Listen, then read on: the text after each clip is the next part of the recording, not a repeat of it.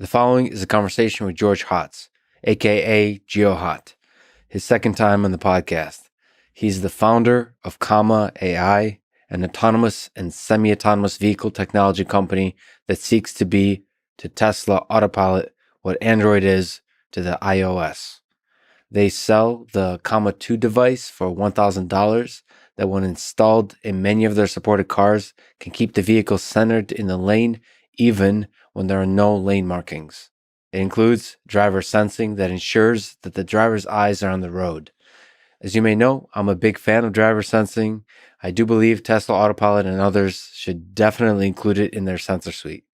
Also, I'm a fan of Android and a big fan of George for many reasons, including his nonlinear out-of-the-box brilliance and the fact that he's a superstar programmer of a very different style than myself. Styles make fights, and styles make conversations. So I really enjoyed this chat, and I'm sure we'll talk many more times on this podcast. Quick mention of each sponsor, followed by some thoughts related to the episode. First is Four Sigmatic, the maker of delicious mushroom coffee. Second is Decoding Digital, a podcast on tech and entrepreneurship that I listen to and enjoy. And finally, ExpressVPN, the VPN I've used for many years to protect my privacy on the internet. Please check out the sponsors in the description to get a discount and to support this podcast. As a side note, let me say that my work at MIT on autonomous and semi-autonomous vehicles led me to study the human side of autonomy enough to understand that it's a beautifully complicated and interesting problem space, much richer than what can be studied in the lab. In that sense, the data that Comma.ai, Tesla Autopilot, and perhaps others like Cadillac Super Cruise are collecting gives us a chance to understand how we can design safe, semi-autonomous vehicles for real human beings in real-world conditions. I think this requires bold innovation and a serious exploration of the first principles of the driving task itself. If you enjoyed this thing, subscribe on YouTube, review it with 5 stars on Apple Podcasts, follow on Spotify, support on Patreon, or connect with me on Twitter at Lex Fridman. And now, here's my conversation with George Hotz. So last time we started talking about the simulation. This time, let me ask you, do you think there's intelligent life out there in the universe? So I've always maintained my answer to the Fermi paradox. I think there has been intelligent life elsewhere in the universe. So intelligent civilizations existed, but they've blown themselves up. So your general intuition is that intelligent civilizations quickly, like there's that parameter in the Drake equation. Your sense is they don't last very long. Yeah. How are we doing on that? Like, have we lasted pretty good? Oh, no. Are we due? Oh, yeah. I mean, not quite yet. Well, wait, it's Elias Yudkowsky. The IQ required to destroy the world falls by 1 point every year. Okay, so technology democratizes the destruction of the world. When can a meme destroy the world? It kind of is already, right? Somewhat. I don't think we've seen anywhere near the worst of it yet. World's going to get weird. Well, maybe a meme can save the world. You thought about that? The meme lord Elon Musk fighting on the side of good versus the meme lord of the darkness, which is not saying anything bad about Donald Trump, but he is the lord of the meme on the dark side. He's the Darth Vader of memes. I think in every fairy tale, they always end it with, and they lived happily ever after. And I'm like, please tell me more about this happily ever after. I've heard 50% of marriages end in divorce. Why doesn't your marriage end up there? You can't just say happily ever after. So it's the thing about destruction is it's over after the destruction. We have to do everything right in order to avoid it. And one thing wrong, I mean, actually, this is what I really like about cryptography. Cryptography, it seems like we live in a world where the defense wins. Versus like nuclear weapons, the opposite is true. It is much easier to build a warhead that splits into 100 little warheads than to build something that can, take out 100 little warheads. The offense has the advantage there.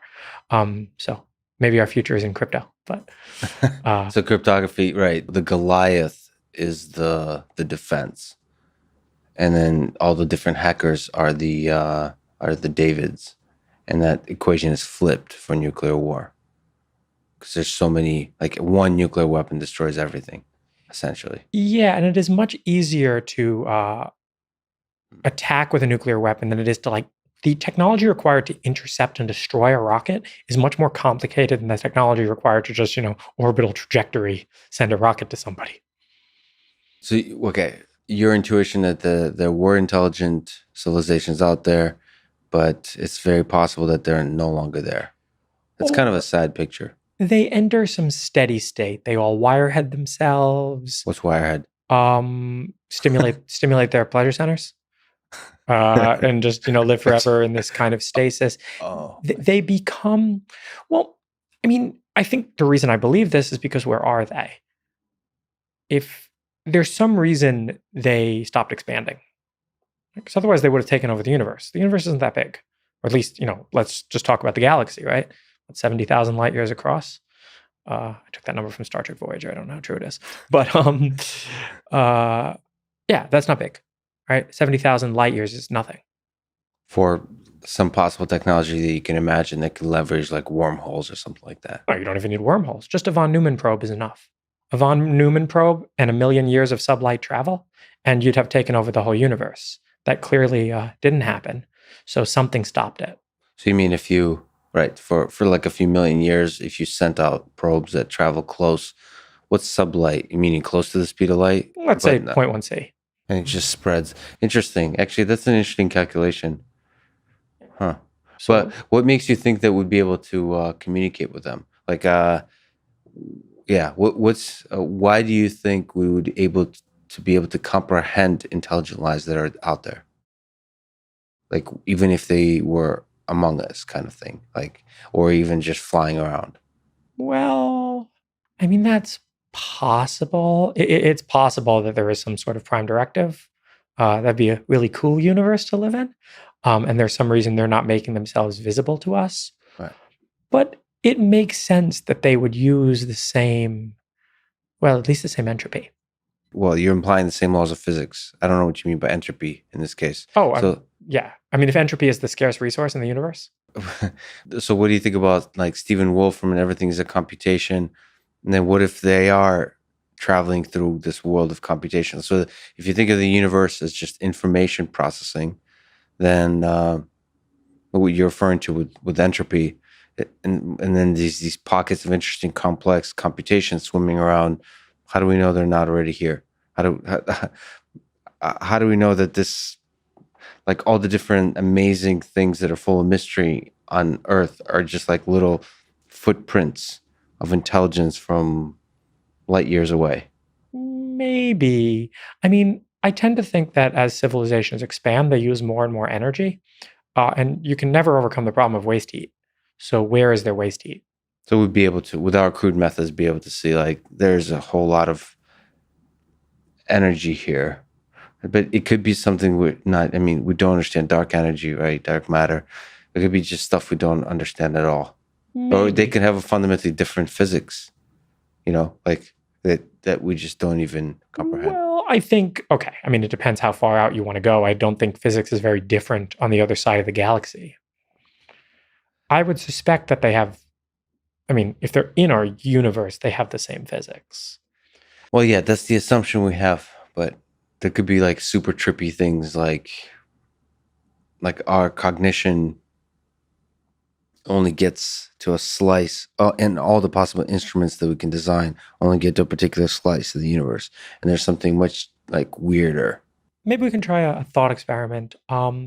Would people from the past be able to detect the remnants of would be able to detect our modern civilization? And I think the answer is obviously yes. You mean past from 100 years ago? Well, let's even go back further. Let's go to 1,000,000 years ago. Right? The humans who were lying around in the desert probably didn't even have, maybe they just barely had fire. They would understand if a 747 flew overhead. Oh, in this vicinity, but not if a 747 flew on Mars, because they wouldn't be able to see far. Because we're not actually communicating that well with the rest of the universe. We're doing okay. Just sending out random like 50s tracks of music. True. And yeah, I mean, they'd have to, we've only been broadcasting radio waves for 150 years, and well, there's your light cone. So, Yeah. Okay. What do you make about all the? I recently came across this, having talked to David Fravor. I don't know if you caught what the videos that Pentagon released and the New York Times reporting of the UFO sightings. So I kind of looked into it, quote unquote, and there's actually been like hundreds of thousands of UFO sightings, right? And a lot of it you can explain away in different kinds of ways. So one is it could be interesting physical phenomena.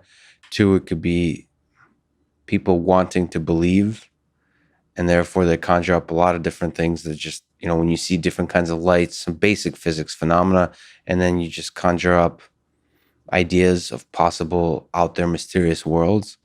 But, it's also possible, like you have a case of David Fravor, who is a Navy pilot, who's, as legit as it gets in terms of humans who are able to perceive things in the environment and make conclusions whether those things are a threat or not. And he and several other pilots saw a thing. I don't know if you followed this, but they saw a thing that they've since then called TikTok that moved in all kinds of weird ways. They don't know what it is. It could be technology developed by the United States, and they're just not aware of it on the surface level from the Navy, right? It could be different kind of lighting technology or drone technology, all that kind of stuff. It could be the Russians and the Chinese, all that kind of stuff. And of course, our mind can also venture into the possibility that it's from another world. Have you looked into this at all? What do you think about it? I think all the news is a psyop. I think that the most plausible... Nothing is real. Yeah, I listened to I think it was Bob Lazar on Joe Rogan. And like, I believe everything this guy is saying. And then I think that it's probably just some like MK Ultra kind of thing, What do you mean? Like they made some weird thing and they called it an alien spaceship. Maybe it was just to like stimulate young physicists' minds. We'll tell them it's alien technology and we'll see what they come up with, right? Do you find any conspiracy theories compelling? Like, have you pulled at the string of the rich, complex world of conspiracy theories that's out there? I think that I've heard a conspiracy theory that conspiracy theories were invented by the CIA in the 60s to discredit true things. Yeah. So, you can go to ridiculous conspiracy theories like Flat Earth and Pizzagate and, these things are almost to hide like conspiracy theories that like, remember when the Chinese like locked up the doctors who discovered coronavirus? Like I tell people this and I'm like, no, that's not a conspiracy theory. That actually happened. Do you remember the time that the money used to be backed by gold and now it's backed by nothing? This is not a conspiracy theory. This actually happened. Well, that's one of my worries today with the idea of fake news is that when nothing is real, then like you dilute the possibility of anything being true by conjuring up all kinds of conspiracy theories. And then you don't know what to believe. And then like the idea of truth, of objectivity is lost completely. Everybody has their own truth. So you used to control information by censoring it. And then the internet happened and governments were like, oh shit, we can't censor things anymore. I know what we'll do. It's the old story of like tying a flag where the leprechaun tells you his gold is buried. And you tie one flag and you make the leprechaun swear to not remove the flag. And you come back to the field later with a shovel and there's flags everywhere. That's one way to maintain privacy, right? Is like, in order to protect the contents of this conversation, for example, we could just generate like millions of deep fake conversations where you and I talk and say random things. Yeah. So this is just one of them and nobody knows which one was the real one. This could be fake right now. Classic steganography technique. Okay, another absurd question about intelligent life, because you're an incredible programmer. Outside of everything else we'll talk about, just as a programmer,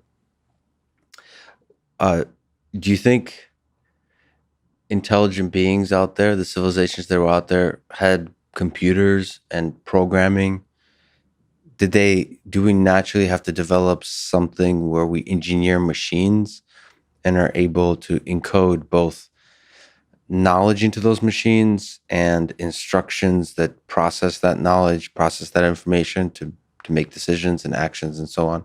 And would those programming languages, if you think they exist, be at all similar to anything we've developed? So I don't see that much of a difference between quote unquote natural languages and programming languages. Hmm. Um, Yeah. I think there's so many similarities. So when asked the question, what do alien languages look like? I imagine they're not all that dissimilar from ours. And I think translating in and out of them uh, wouldn't be that crazy. Well, it's difficult to compile like DNA to Python and then to C. I mean, there is a little bit of a gap in the kind of languages we use for Turing machines and the kind of languages nature seems to use. A little bit. Maybe that's just we just haven't understood the kind of language that nature uses well yet. DNA is a CAD model. It's not quite a programming language. It has no sort of serial execution. It's not quite it's a CAD model. So I think in that sense, we actually completely understand it. The problem is, simulating on these CAD models. I played with it a bit this year. Is super computationally intensive. If you want to go down to like the molecular level, where you need to go to see a lot of these phenomena like protein folding. So yeah, it's not that we don't understand it. It just requires a whole lot of compute to kind of compile it. For our human minds, it's inefficient both for the data representation and for the programming. Yeah, it runs well on raw nature. Yeah. It runs well on raw nature, and when we try to build emulators or simulators for that, they're mad slow. And I've tried it. It runs in you've commented elsewhere, I don't remember where, that one of the problems is simulating nature is tough. And if you want to sort of deploy a prototype, I forgot how you put it, but it made me laugh. But animals or humans would need to be involved in order to try to run some prototype code on, like if we're talking about COVID and viruses and so on. Yeah. If you were trying to engineer some kind of defense mechanisms, like a vaccine against COVID or all that kind of stuff, that doing any kind of experimentation like you can with like autonomous vehicles would be very technically and ethically costly.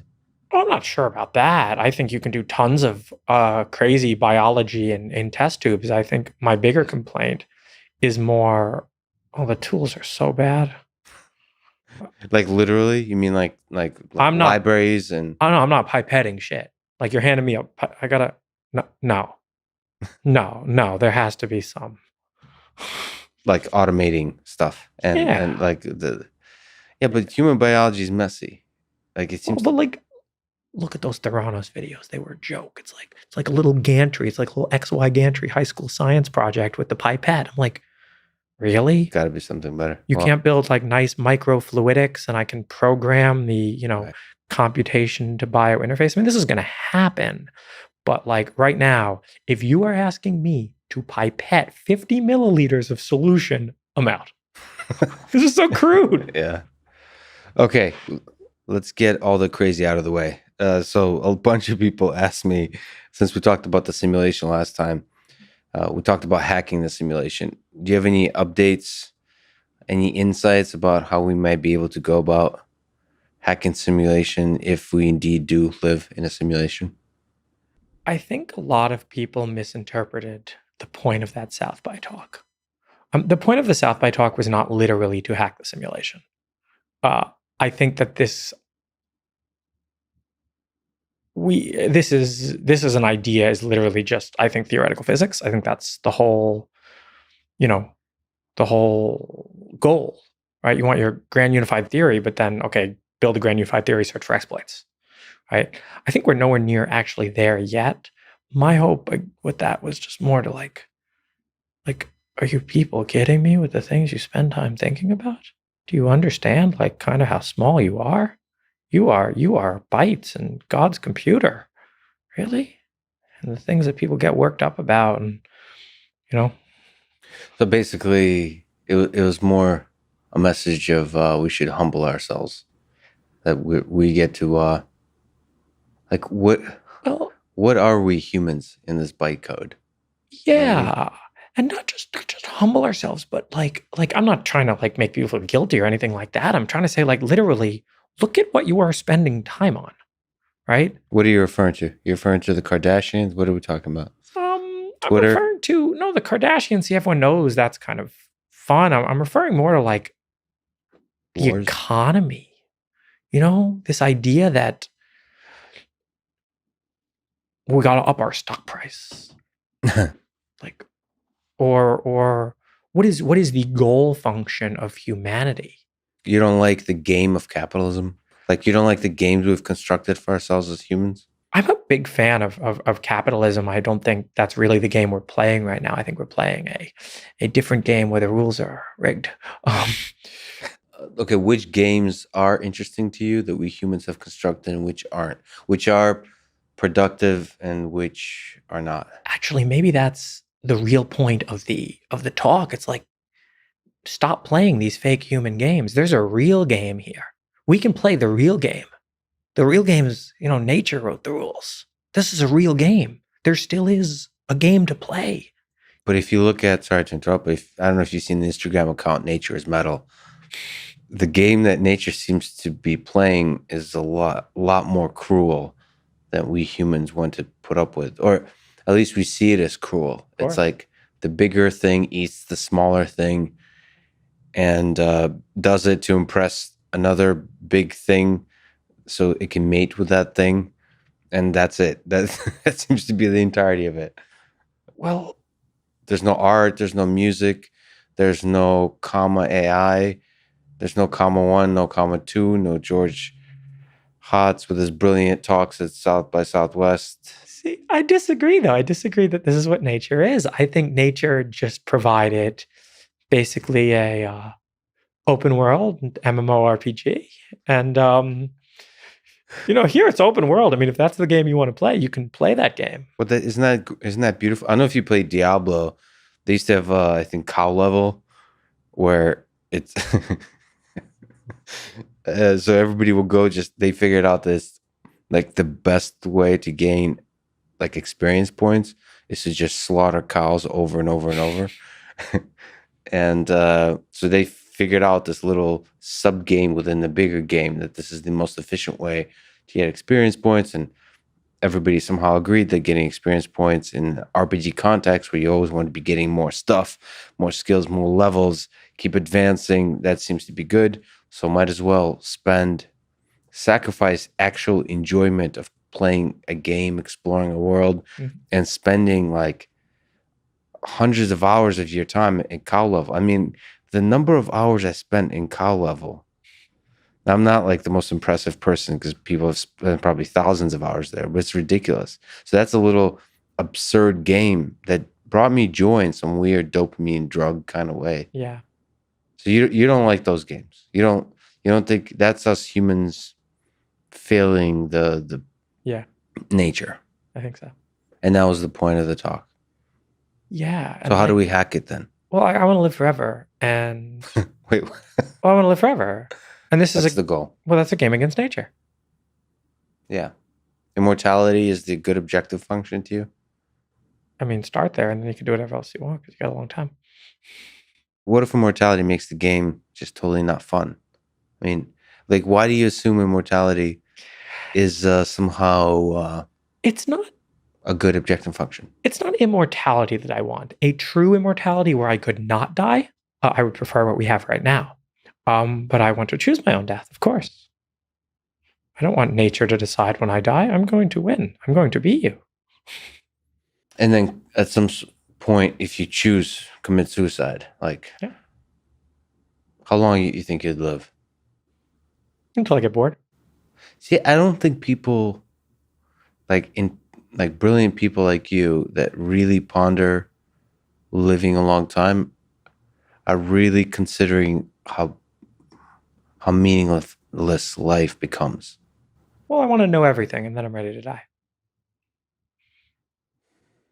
As long as But why do you want? Isn't it possible that you want to know everything because it's finite?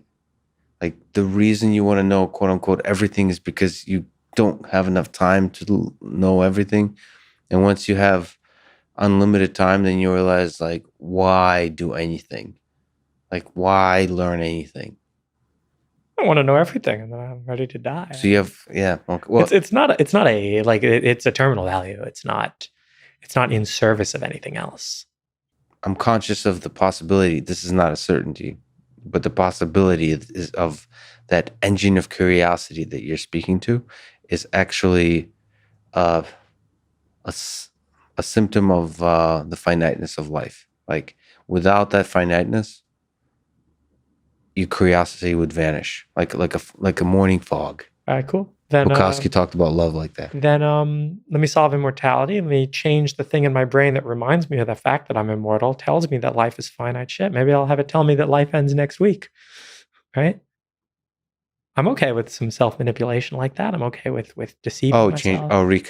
Changing the code. Yeah, well, if that's the problem, right? If the problem is that I will no longer have that curiosity, I'd like to have backup copies of myself, which I check in with occasionally to make sure they're okay with the trajectory and they can kind of override it. Maybe a nice, like, I think of like those wave nets, those like logarithmic, go back to the copies. Yeah, but sometimes it's not reversible. Like, sure, I've done this with video games.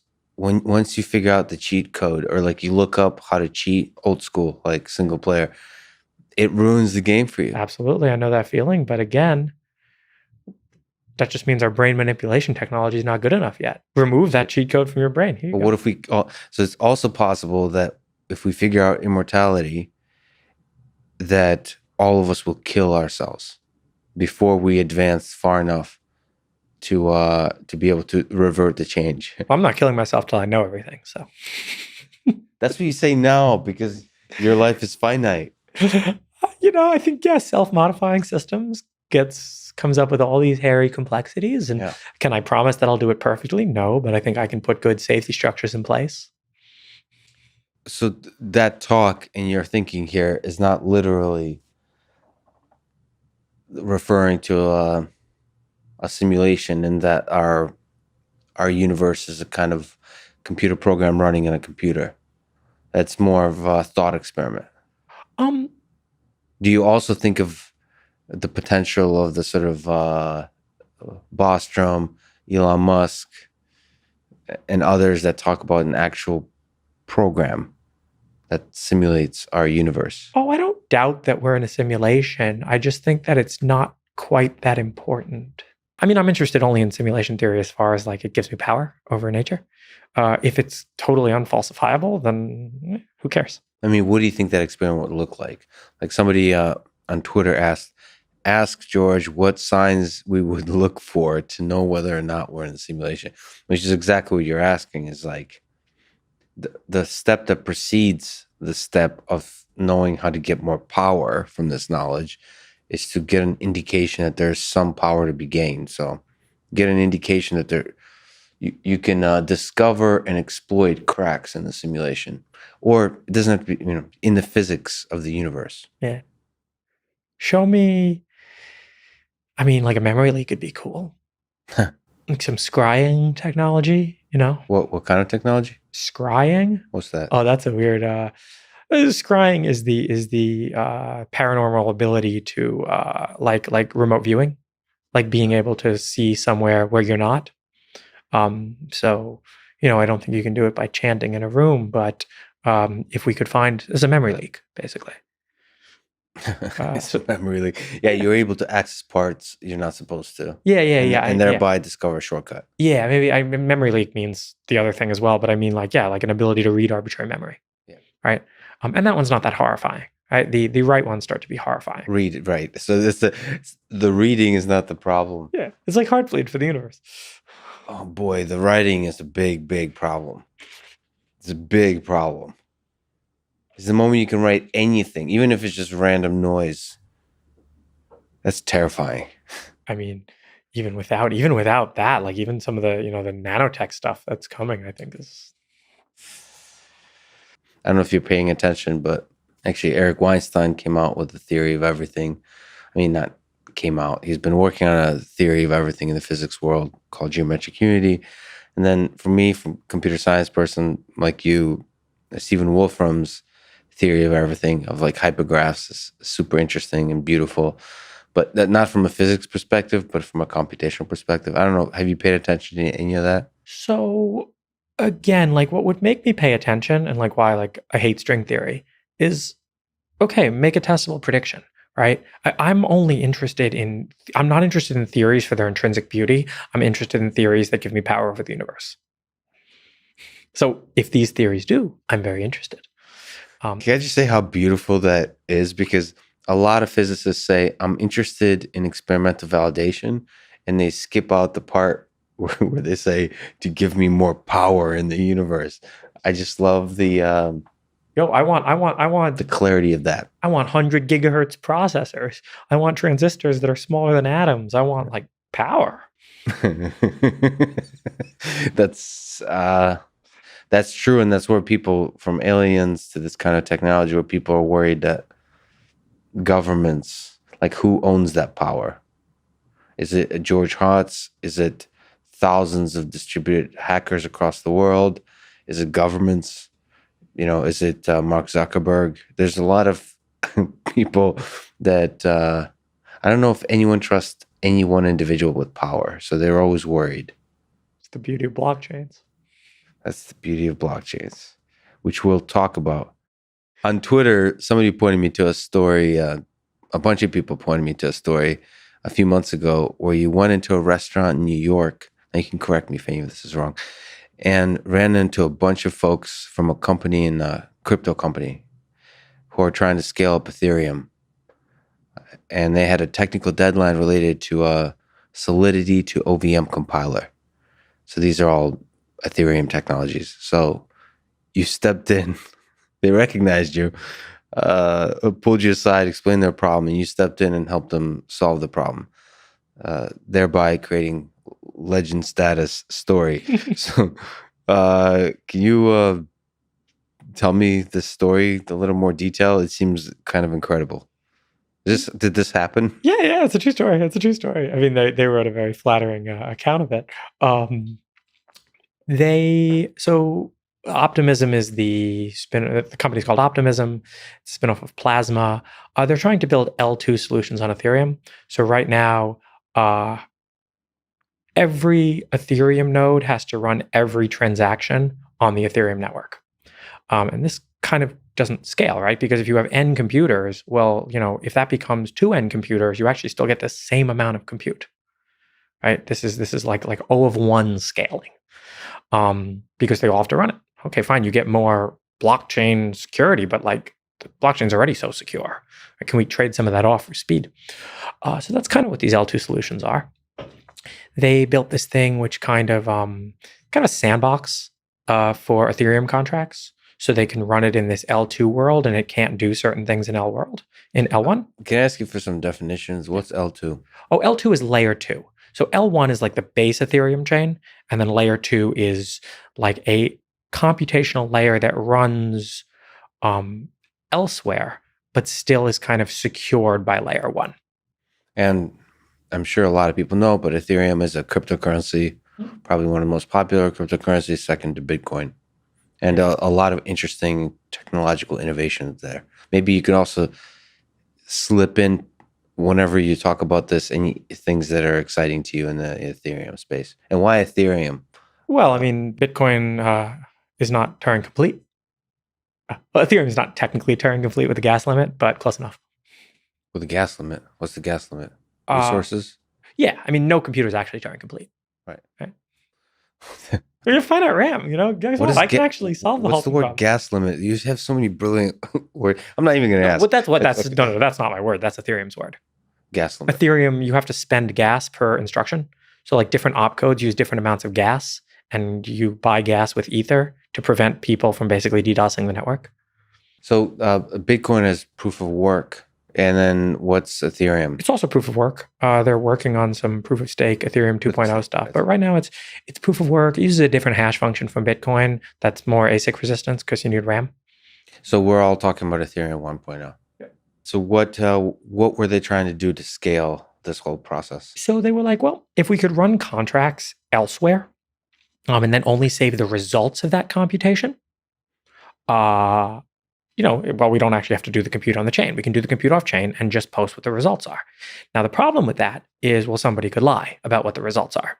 So you need a resolution mechanism. And the resolution mechanism can be really expensive because, you just have to make sure that like the person who is saying, look, I swear that this is the real computation.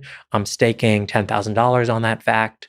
And if you prove it wrong, it might cost you $3,000 in gas fees to prove wrong, but you'll get the $10,000 bounty. So you can secure using those kind of systems. So it's effectively a sandbox which runs contracts, and like just like any kind of normal sandbox, you have to like replace syscalls with calls into the hypervisor. Sandbox, syscalls, hypervisor. What do these things mean? As long as it's interesting to talk about. Yeah, I mean, you can take like the Chrome sandbox is maybe the one to think about, right? So the Chrome process that's doing the rendering can't, for example, read a file from the file system. Yeah. If it tries to make an open syscall in Linux, the open syscall, you can't make an open syscall. No. You have to request from the kind of hypervisor process, or like, I don't know what's called in Chrome, but could you open this file for me? And then it does all these checks, and then it passes the file handle back in if it's approved. Got it. So that's, so what's in the context of Ethereum, what are the boundaries of the sandbox that we're talking about? Well, like one of the calls that you actually writing any state to the Ethereum contract, or to the Ethereum blockchain. Writing state is one of those calls that you're going to have to sandbox in layer 2, because if you let layer 2 just arbitrarily write to the Ethereum blockchain. So layer 2 is really sitting on top of layer 1. So you can have a lot of different kinds of ideas that you can play with. Yeah. And they're not fundamentally changing the source code level of Ethereum. Well, you have to replace a bunch of calls with calls into the hypervisor. So instead of doing the syscall directly, you replace it with a call to the hypervisor. So originally they were doing this by first running so Solidity is the language that most Ethereum contracts are written in. It compiles to a bytecode. And then they wrote this thing they called the transpiler. And the transpiler took the bytecode and it transpiled it into OVM safe bytecode. Basically bytecode that didn't make any of those restricted syscalls and added the calls to the hypervisor. This transpiler was a 3,000 line mess. And it's hard to do. It's hard to do if you're trying to do it like that, because you have to kind of like deconstruct the bytecode, change things about it, and then reconstruct it.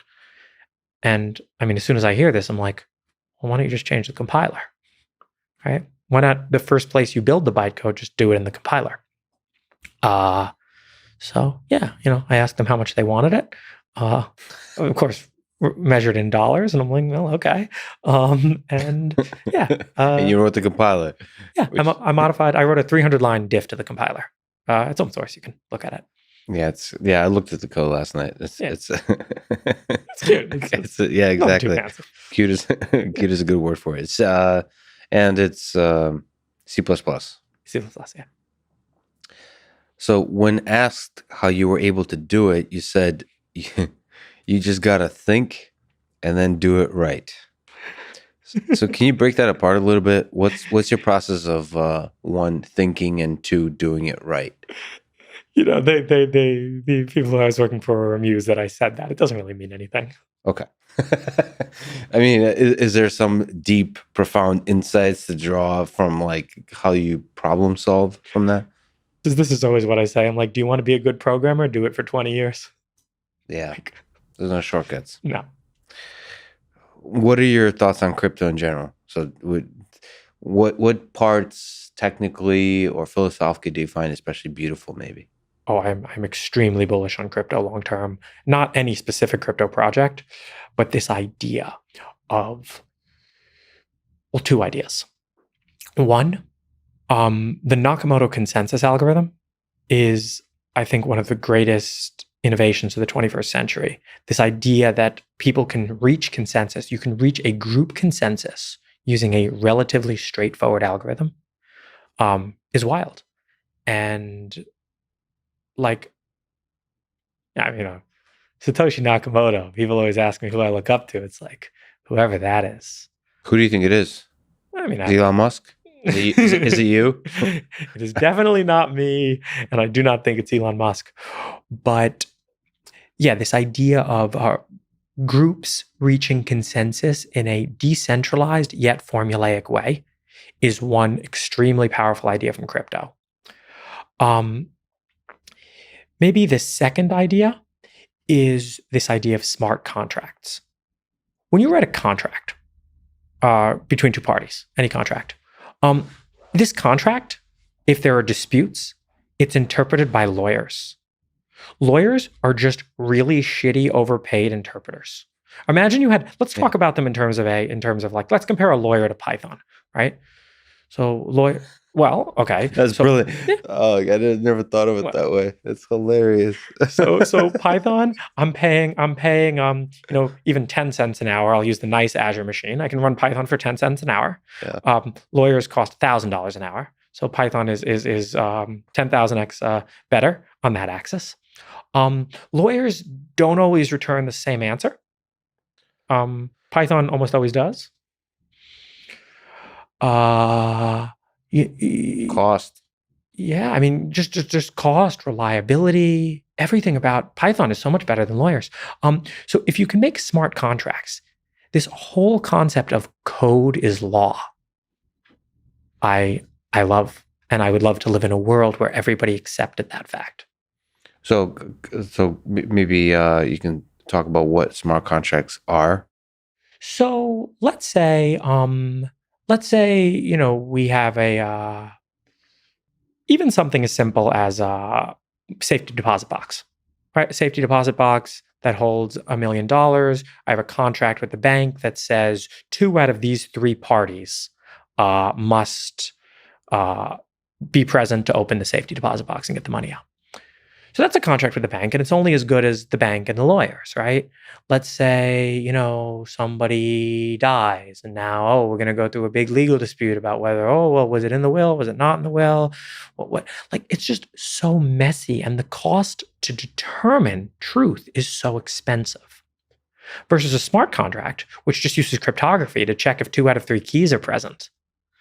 Well, I can look at that, and I can have certainty in the answer that it's going to return.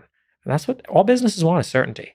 They say businesses don't care. Viacom, YouTube's like, look, we don't care which way this lawsuit goes. Just please tell us so we can have certainty. Yeah, I wonder how many agreements in this, because we're talking about financial transactions only in this case, correct? The smart contracts. Oh, you can go to anything. You can put a prenup in the Ethereum blockchain. A married smart contract. Sorry, divorce lawyers. Sorry, you're going to be replaced by Python. Okay, so that's another beautiful idea. Do you think there's something that's appealing to you about any one specific implementation? So if you look 10, 20, 50 years down the line, do you see any, like Bitcoin, Ethereum, any of the other hundreds of cryptocurrencies winning out? Is there, like, what's your intuition about the space? Are you just sitting back and watching the chaos and who cares what emerges? Oh, I don't speculate. I don't really care. I don't really care which one of these projects wins. I'm kind of in the Bitcoin as a meme coin camp. I mean, why does Bitcoin have value? It's technically kind of, What? Yeah. not great. Like the block size debate. Or when I found out what the block size debate was, I'm like, are you guys kidding? What's the block size debate? You know what? It's too stupid to even talk about. People can look it up, but I'm like, wow. The governance of Ethereum seems much better. I've come around a bit on proof of stake ideas. Very smart people thinking about some things. Yeah, it's, governance is interesting. It does feel like Vitalik. Like it does feel like in even in these distributed systems, leaders are helpful because they kind of help you drive the mission and the vision, and they put a face to a project. Well, It's a weird thing about us humans, geniuses are helpful, like Vitalik. right? Yeah, brilliant. Leaders, I mean, Are not necessarily, yeah. So you think the reason he's the face of Ethereum is because he's a genius? That's interesting. I mean, that was it's interesting to think about that we need to create systems in which the quote unquote leaders that emerge are the geniuses in the system. I mean, that's arguably why the current state of democracy is broken, is the people who are emerging as the leaders are not the most competent, are not the superstars of the system.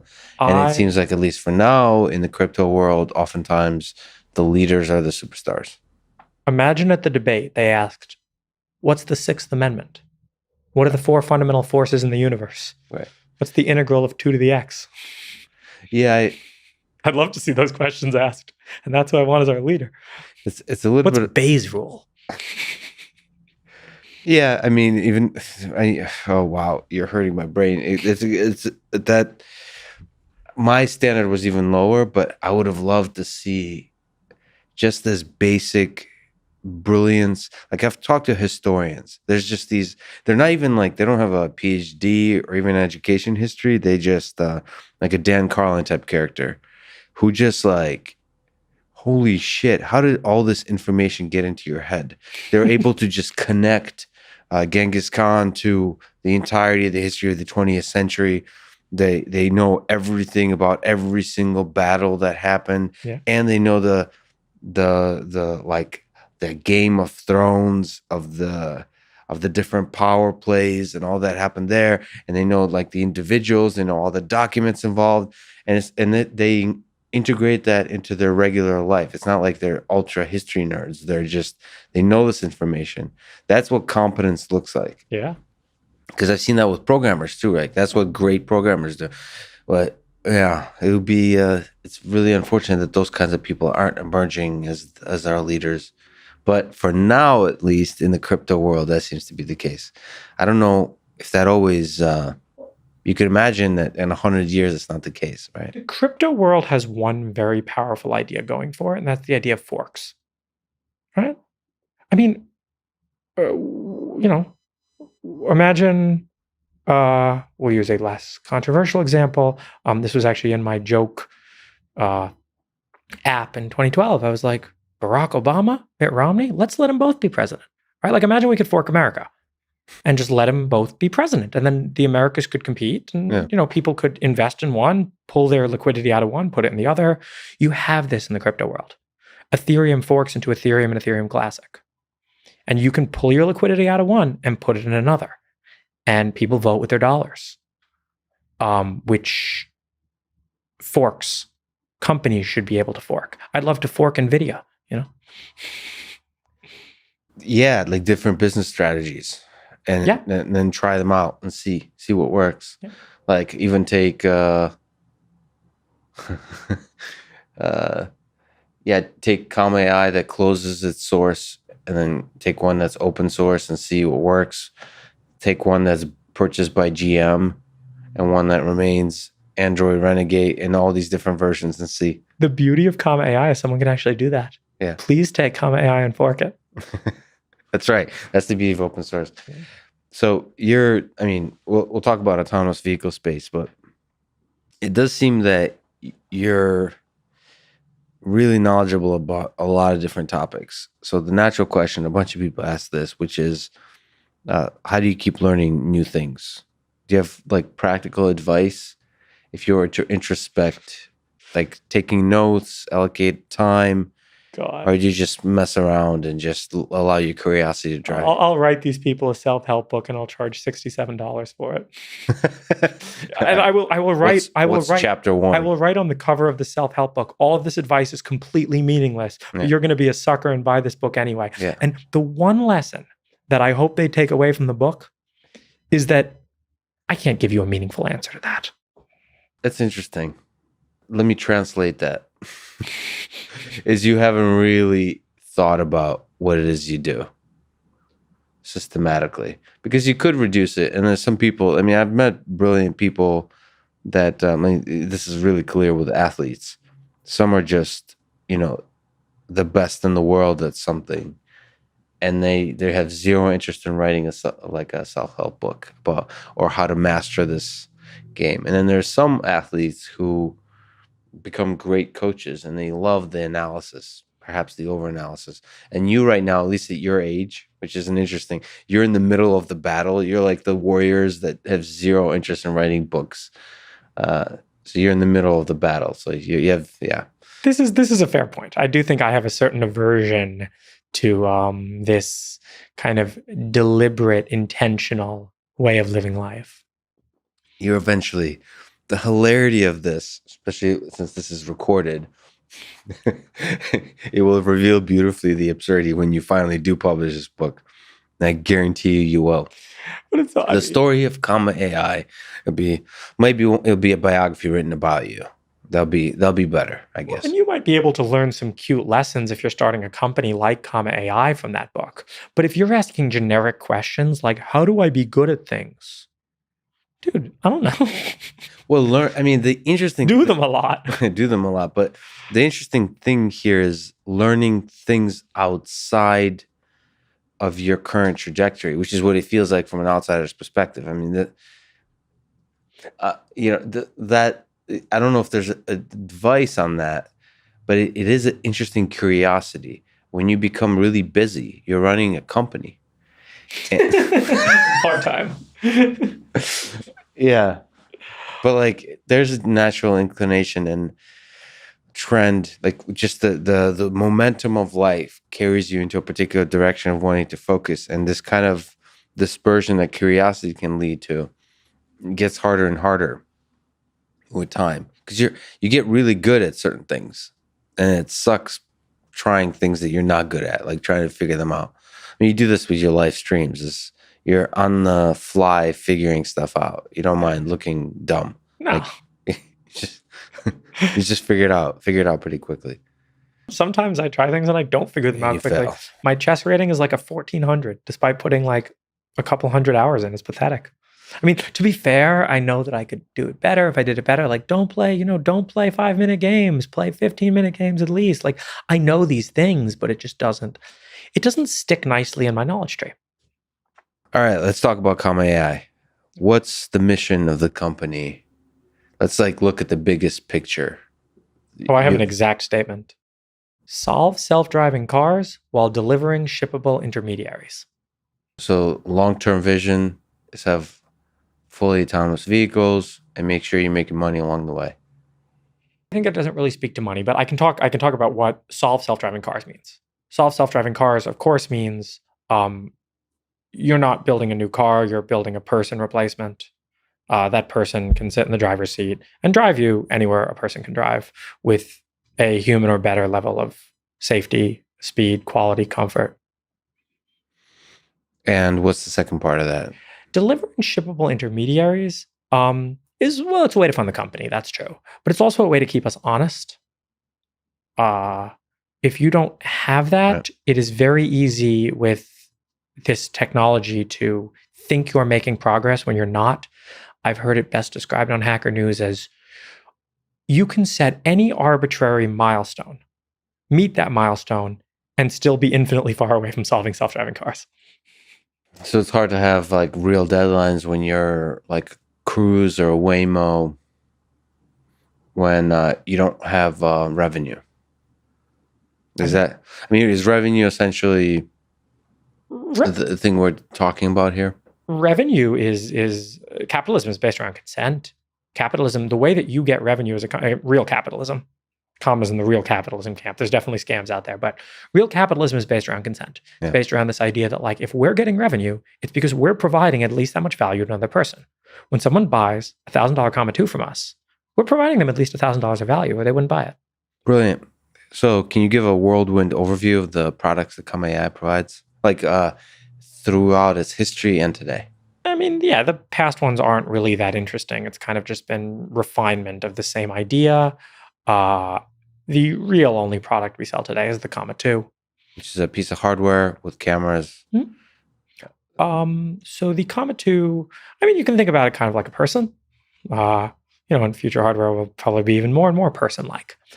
So it has, eyes, ears, a mouth, a brain, and a way to interface with the car. Does it have consciousness? Just kidding. That was a trick question.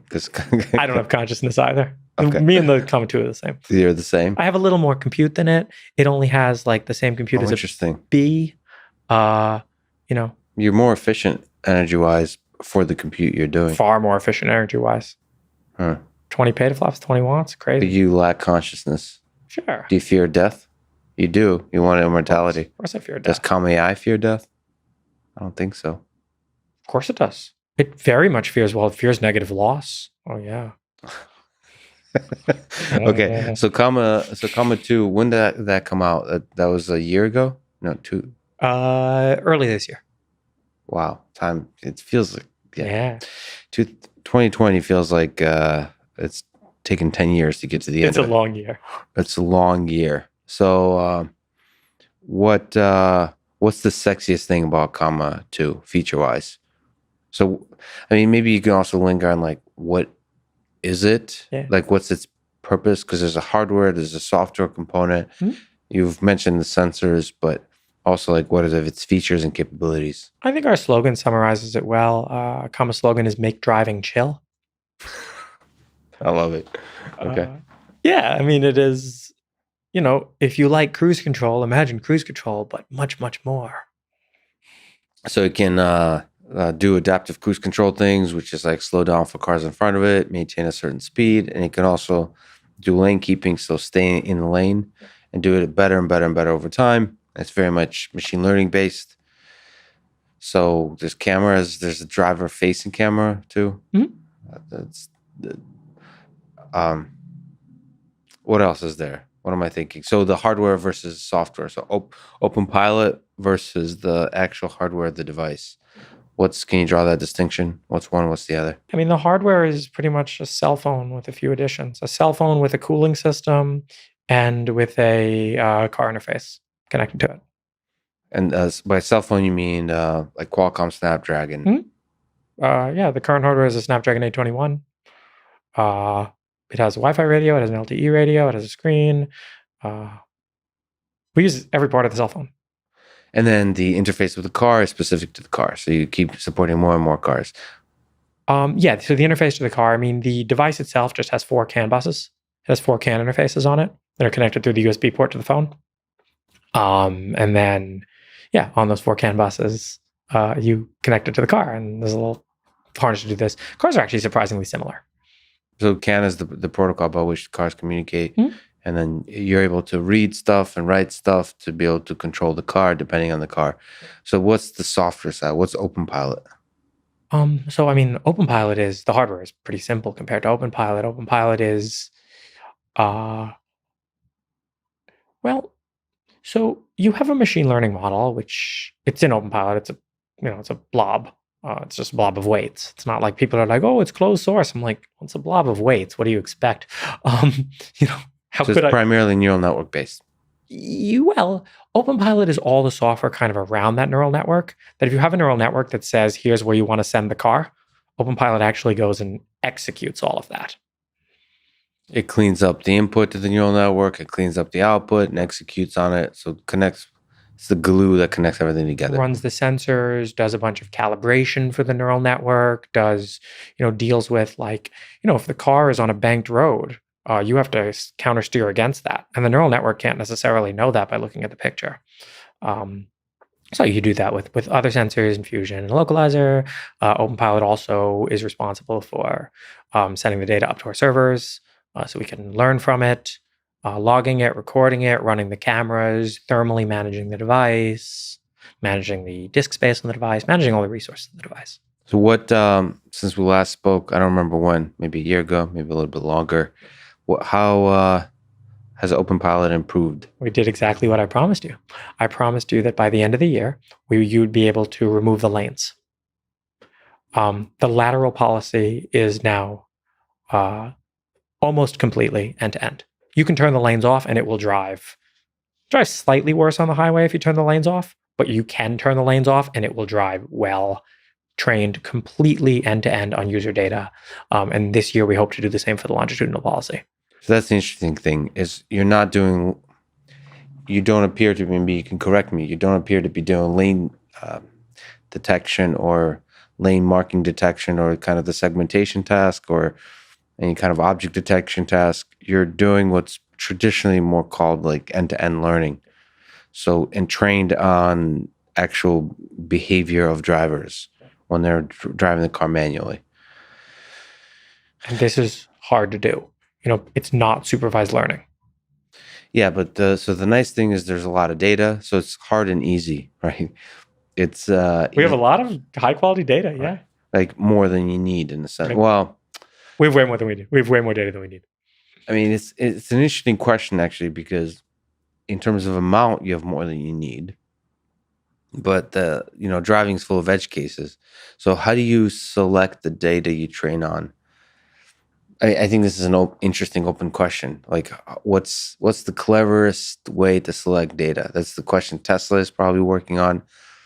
The entirety of machine learning they don't seem to really care. They just kind of select data. But I feel like that if you want to create intelligent systems, you have to pick data well, right? And so do you have any hints, ideas of how to do it well? So in some ways, that is the definition I like of reinforcement learning versus supervised learning.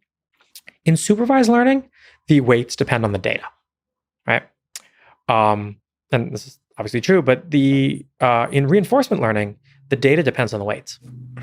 Yeah. Right? And actually, both ways. That's poetry. So that's brilliant. How does it know what data to train on? Well, let it pick. We're not there yet, but that's the eventual. So you're thinking this almost like a reinforcement learning framework. We're going to do RL on the world. Every time a car makes a mistake, user disengages, we train on that and do RL on the world. Ship out a new model. That's an epoch, right? And for now, you're not doing the Elon style promising that it's going to be fully autonomous. You really are sticking to level 2. And like it's supposed to be supervised. Oh, it is definitely supposed to be supervised, and we enforce the fact that it's supervised. We look at our rate of improvement in disengagements. OpenPilot now has an unplanned disengagement about every 100 miles. This is up from 10 miles, like maybe a year ago. Yeah, so maybe we've seen 10x improvement in a year, but 100 miles is still a far cry from the 100,000 you're going to need. So you're going to somehow need to get 3 more 10x's in there. And what's your intuition? You're basically hoping that there's exponential improvement baked into the cake somewhere. Well, that's even, 10x improvement, that's already assuming exponential, right? There's definitely exponential improvement. And I think when Elon talks about exponential, like these systems are going to exponentially improve. Just exponential doesn't mean you're getting 100 gigahertz processors tomorrow, right? Like it's going to still take a while because the gap between even our best system and humans is still large. So that's an interesting distinction to draw. So if you look at the way Tesla is approaching the problem and the way you're approaching the problem, which is very different than the rest of the self-driving car world. So let's put them aside, is you're treating the driving task as a machine learning problem. And the way Tesla is approaching it is with a multitask learning, where you break the task of driving into hundreds of different tasks. And you have this multi-headed neural network that's very good at performing each task. And there's presumably something on top that's stitching stuff together in order to make control decisions, policy decisions about how you move the car. But what that allows you, there's a brilliance to this because it allows you to master each task, like lane detection, stop sign detection, traffic light detection, drivable area segmentation, vehicle, bicycle, pedestrian detection. There's some localization tasks in there. Also predicting like predicting how the entities in the scene are going to move. Like everything is basically a machine learning task, whether it's a classification, segmentation, prediction. And it's nice because you can have this entire data engine that's mining for edge cases for each one of these tasks. And you can have people like engineers that are basically masters of that task, like become the best person in the world at, as you talk about the cone guy for Waymo. Yeah, the good old cone guy. The become the best person in the world at cone detection. So that's a compelling notion from a supervised learning perspective. Automating much of the process of edge case discovery and retraining neural network for each of the individual perception tasks. And then you're looking at the machine learning in a more holistic way, basically doing end-to-end learning on the driving task, supervised, trained on the data of the actual driving of people that use Comma.ai, like actual human drivers doing manual control, plus the moments of disengagement that maybe with some labeling could indicate the failure of the system. So you have a huge amount of data for positive control of the vehicle, like successful control of the vehicle, both maintaining the lane as I think you're also working on longitudinal control of the vehicle, and then failure cases where the vehicle does something wrong that it needs disengagement. So like why do you think you're right and Tesla is wrong on this? And do you think you'll come around the Tesla way? Do you think Tesla will come around to your way? If you were to start a chess engine company, would you hire a bishop guy? See, we have this is Monday morning quarterbacking. Yes, probably. So a rook guy. Oh, we stole the rook guy from that company. Oh, we're gonna have real good rooks. Well, there's not many pieces, right?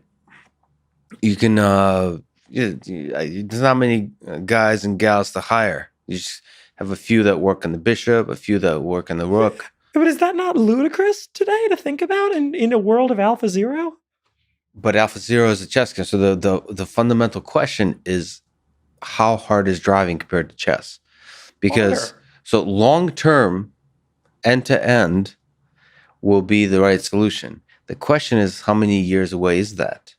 End to end is going to be the only solution for level 5. For the only way we get there. Of course. And of course, Tesla's going to come around to my way. And if you're a rook guy out there, I'm sorry. The cone guy. I don't know. We're going to specialize each task. We're going to really understand rook placement. Yeah. I understand the intuition you have. I mean, that is a very compelling notion that we can learn the task end to end, like the same compelling notion you might have for natural language conversation. But I'm not sure, because one thing you sneaked in there is the assertion that it's impossible to get to level 5 without this kind of approach.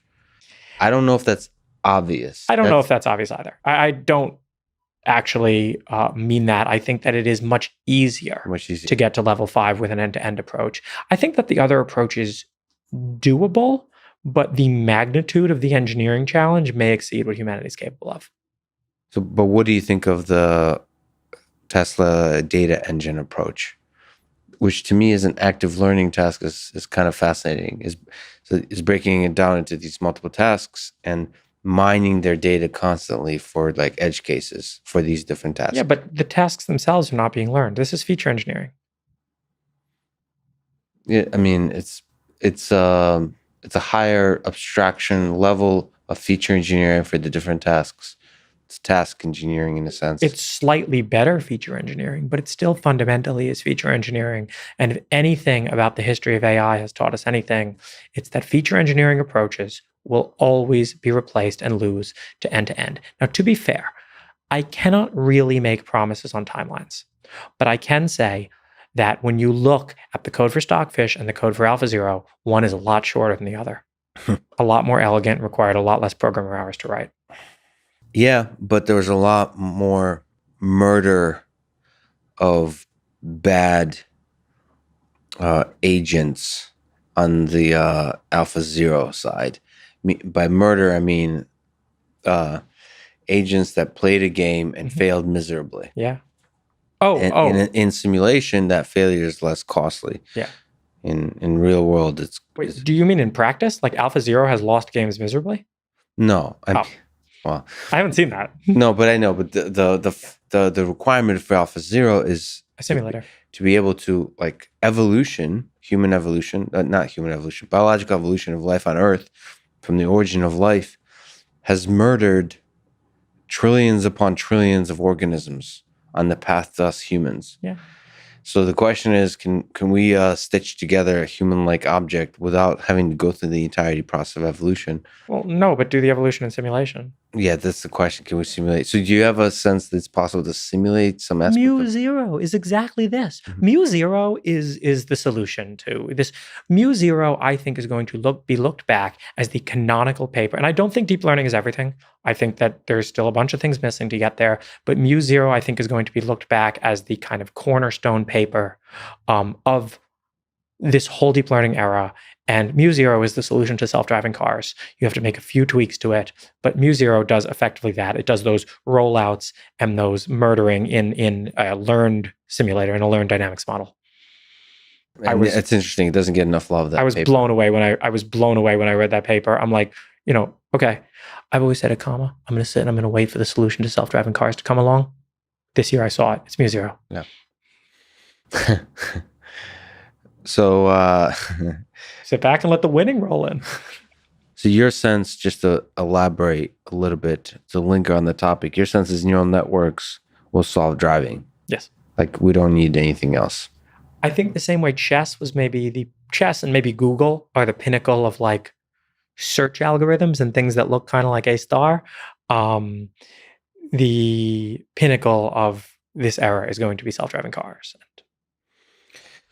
But on the path to that, you have to deliver products, and it's possible that the path to full self-driving cars will take decades.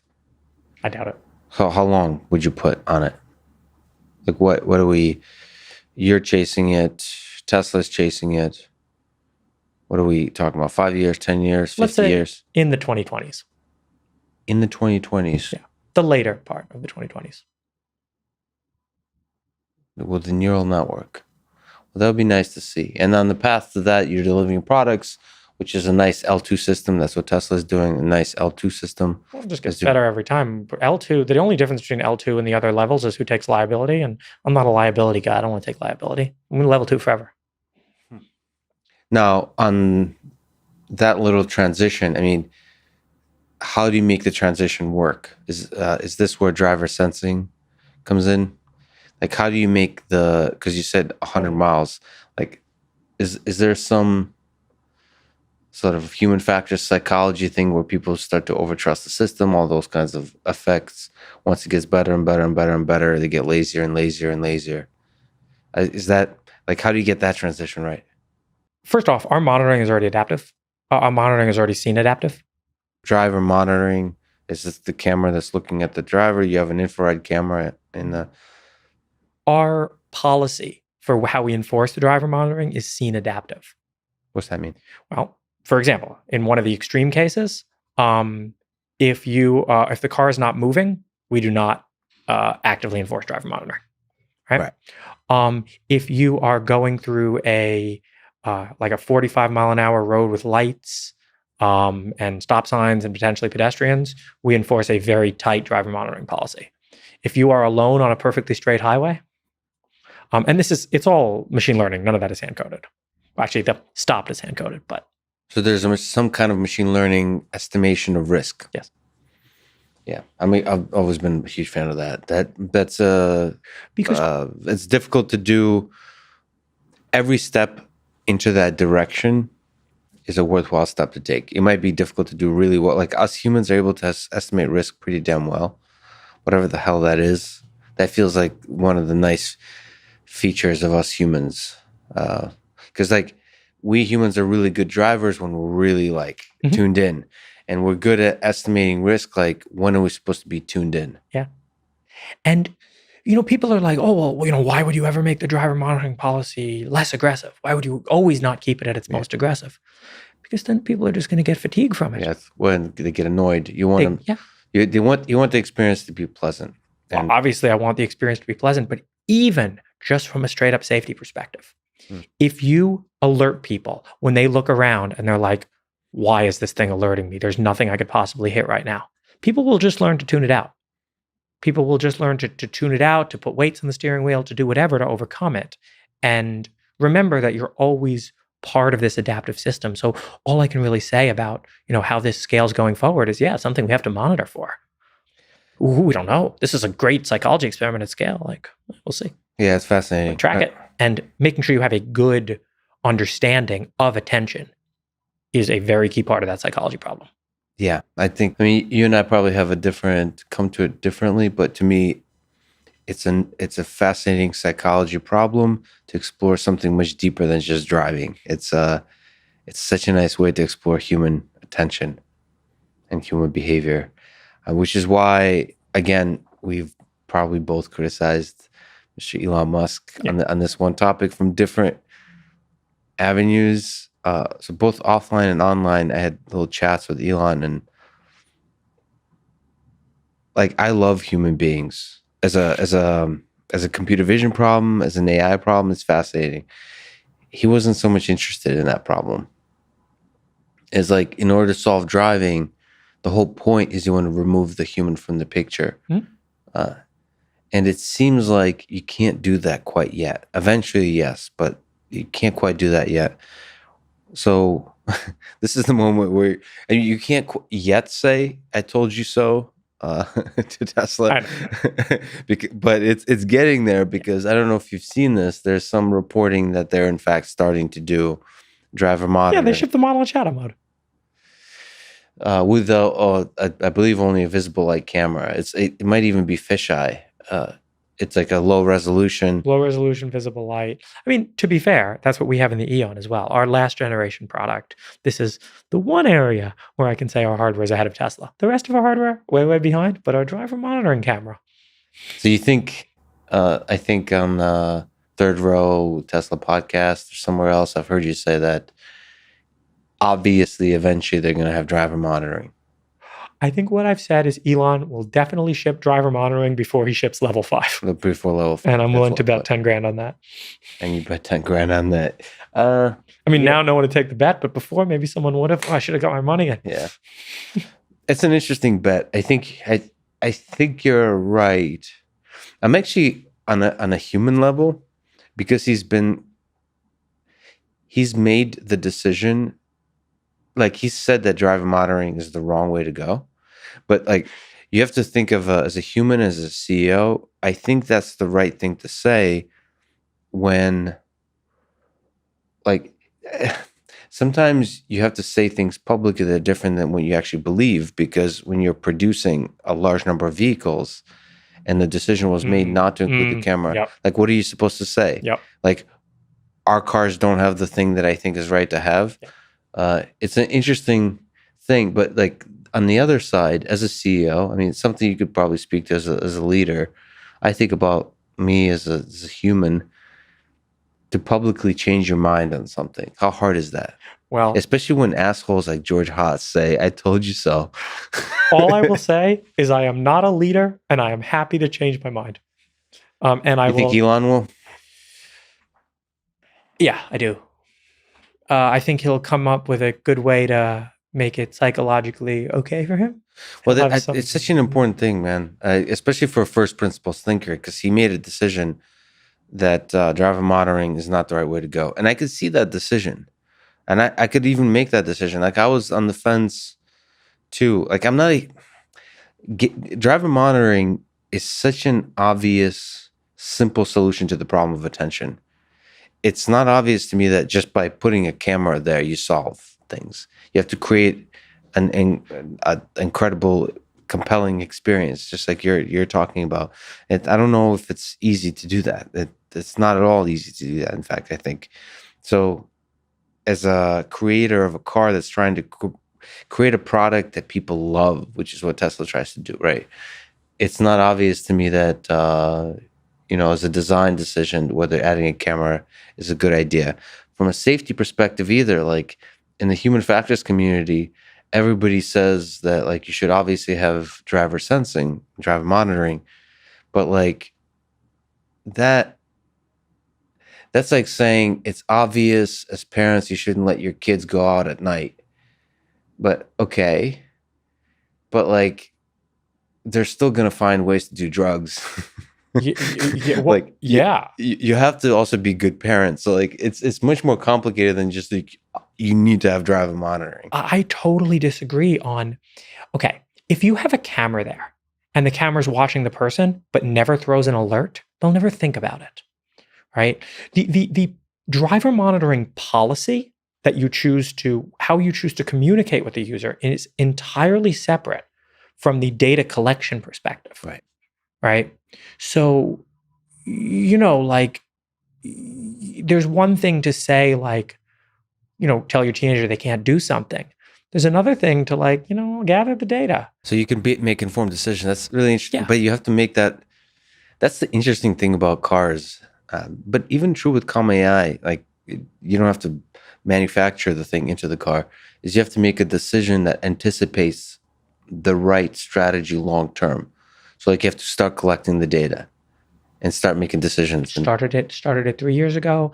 I believe that we have the best driver monitoring solution in the world. I think that when you compare it to, Super Cruise is the only other one that I really know that shipped, and ours is better. What do you like and not like about Super Cruise? I mean, I had a few. Super Cruise, the sun would be shining through the window, would blind the camera, and it would say I wasn't paying attention when I was looking completely straight. I couldn't reset the attention with a steering wheel touch, and Super Cruise would disengage. Like, I was communicating to the car. I'm like, look, I am here. I am paying attention. Why are you really going to force me to disengage? And it did. So it's a constant conversation with the user. And yeah, there's no way to ship a system like this if you can't OTA. Right. We're shipping a new one every month. Sometimes we balance it with our users on Discord. Like, sometimes we make the driver monitoring a little more aggressive and people complain. Sometimes they don't. We want it to be as aggressive as possible where people don't complain and it doesn't feel intrusive. So being able to update the system over the air is an essential component. Yeah. I mean, that's probably, to me, you mentioned, to me, that is the biggest innovation of Tesla, that it made it, people realize that over the air updates is essential. Yeah. I mean, was that not obvious from the iPhone? The iPhone was the first real product that OTA'd, I think. Was it actually? That's brilliant. You're right. I mean, the game consoles used to not, right? The game consoles were maybe the second thing that did.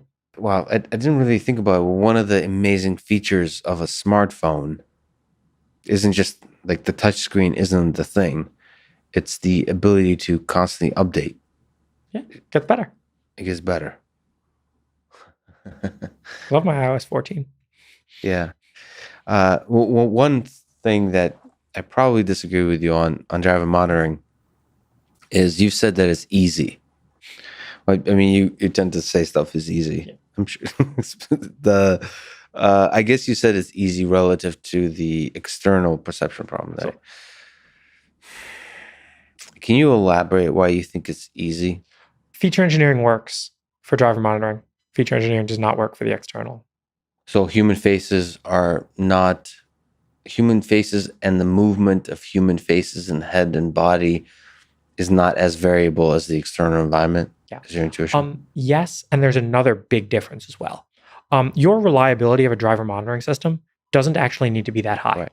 Yeah. The uncertainty, if you have something that's detecting whether the human's paying attention and it only works 92% of the time, you're still getting almost all the benefit of that because the human, like, you're training the human. Yeah. Right? You're dealing with a system that's really helping you out. It's a conversation. It's not like the external thing where, guess what? If you swerve into a tree, you swerve into a tree, right? Yeah. Like, you get no margin for error there. Yeah, I think that's really well put. I think that's exactly the place where comparing to the external perception and the control problem, driver monitoring is easier because the bar for success is much lower.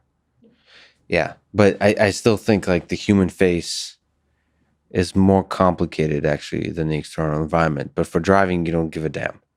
I don't need something that complicated to have to communicate the idea to the human that I want to communicate, which is, yo, system might mess up here. You got to pay attention. Yeah. See, that's my love and fascination is the human face. And it feels like this is a nice place to create products that create an experience in the car. So like, it feels like there should be more richer experiences in the car. You know, like that's an opportunity for like something like Comma.ai or just any kind of system like a Tesla or any of the autonomous vehicle companies, is because software is, and there's much more sensors and so much is run on software and you're doing machine learning anyway. There's an opportunity to create totally new experiences that we're not even anticipating. You don't think so? Nah. You think it's a box that gets you from A to B and you want to do it chill? Yeah, I mean, I think as soon as we get to level 3 on highways, okay, enjoy your Candy Crush, enjoy your Hulu, enjoy your, whatever. Sure, you get this. You can look at screens, basically. Versus right now, what do you have? Music and audiobooks. So level 3 is where you can kind of disengage in stretches of time. Mm-hmm. Well, you think level 3 is possible? Like on the highway going for 100 miles and you can just go to sleep? Oh, yeah. Sleep. So again, I think it's really all on a spectrum. I think that being able to use your phone while you're on the highway and like this all being okay and being aware that the car might alert you and you have 5 seconds to basically. So the 5-second thing you think is possible? Yeah, I think it is. Oh yeah. Not in all scenarios. Right. Some scenarios it's not. It's the whole risk thing that you mentioned is nice. Is to be able to estimate like how risky is this situation? Exactly. That's really important to understand. One other thing you mentioned comparing Comma and Autopilot is that something about the haptic feel of the way Comma controls the car when things are uncertain. Like it behaves a little bit more uncertain when things are uncertain. That's kind of an interesting point. And then Autopilot is much more confident always, even when it's uncertain, until it runs into trouble. Yeah, that's a funny thing. I actually mentioned that to Elon, I think, and the first time we talked, he wasn't biting. Is like communicating uncertainty. I guess Comma doesn't really communicate uncertainty explicitly. It communicates it through haptic feel. Like what's the role of communicating uncertainty, do you think? Oh, we do some stuff explicitly. Like we do detect the lanes when you're on the highway and we'll show you how many lanes we're using to drive with. You can look at where it thinks the lanes are. You can look at the path. And we want to be better about this. We're actually want to hire some new UI people. UI people, you mentioned this. Because it's a UI problem too, right? We have a great designer now, but we need people who are just gonna like build this and debug these UIs. QT people and QT. Is that what the UI is done with? Is QT? Moving the new UI is in QT. C++ QT? Tesla uses it too. Yeah. We had some React stuff in there. React.js or just React? React is his own language, right? React Native. React is a JavaScript framework. Yeah. It's all based on JavaScript, but it's, I like C++. What do you think about Dojo with Tesla and their foray into what appears to be specialized hardware for training neural nets? I guess it's something, maybe you can correct me, from my shallow looking at it, it seems like something that Google did with TPUs, but specialized for driving data. I don't think it's specialized for driving data. It's just legit, just TPU. They want to go the Apple way. Basically, everything required in the chain is done in-house. Well, so you have a problem right now, and this is one of my concerns. I really would like to see somebody deal with this. If anyone out there is doing it, I'd like to help them if I can. You basically have 2 options right now to train.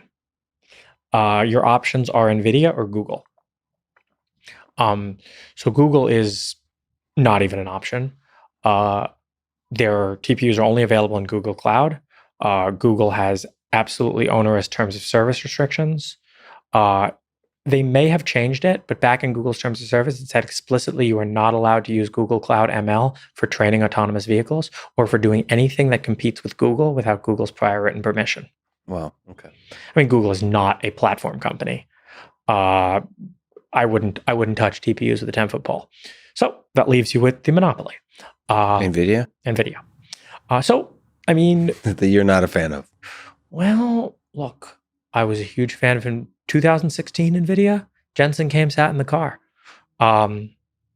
Cool guy. When the stock was $30 a share. NVIDIA's stock has skyrocketed. I witnessed a real change in who was in management over there in like 2018. And now they are, let's take every dollar we possibly can out of this ecosystem. Let's charge $10,000 for A100s because we know we got the best shit in the game. And let's charge $10,000 for an A100 when it's really not that different from a 3080, which is $699. The margins that they are making off of those high-end chips are so high that, I mean, I think they're shooting themselves in the foot just from a business perspective, because there's a lot of people talking like me now who are like, somebody's got to take NVIDIA down. Yeah.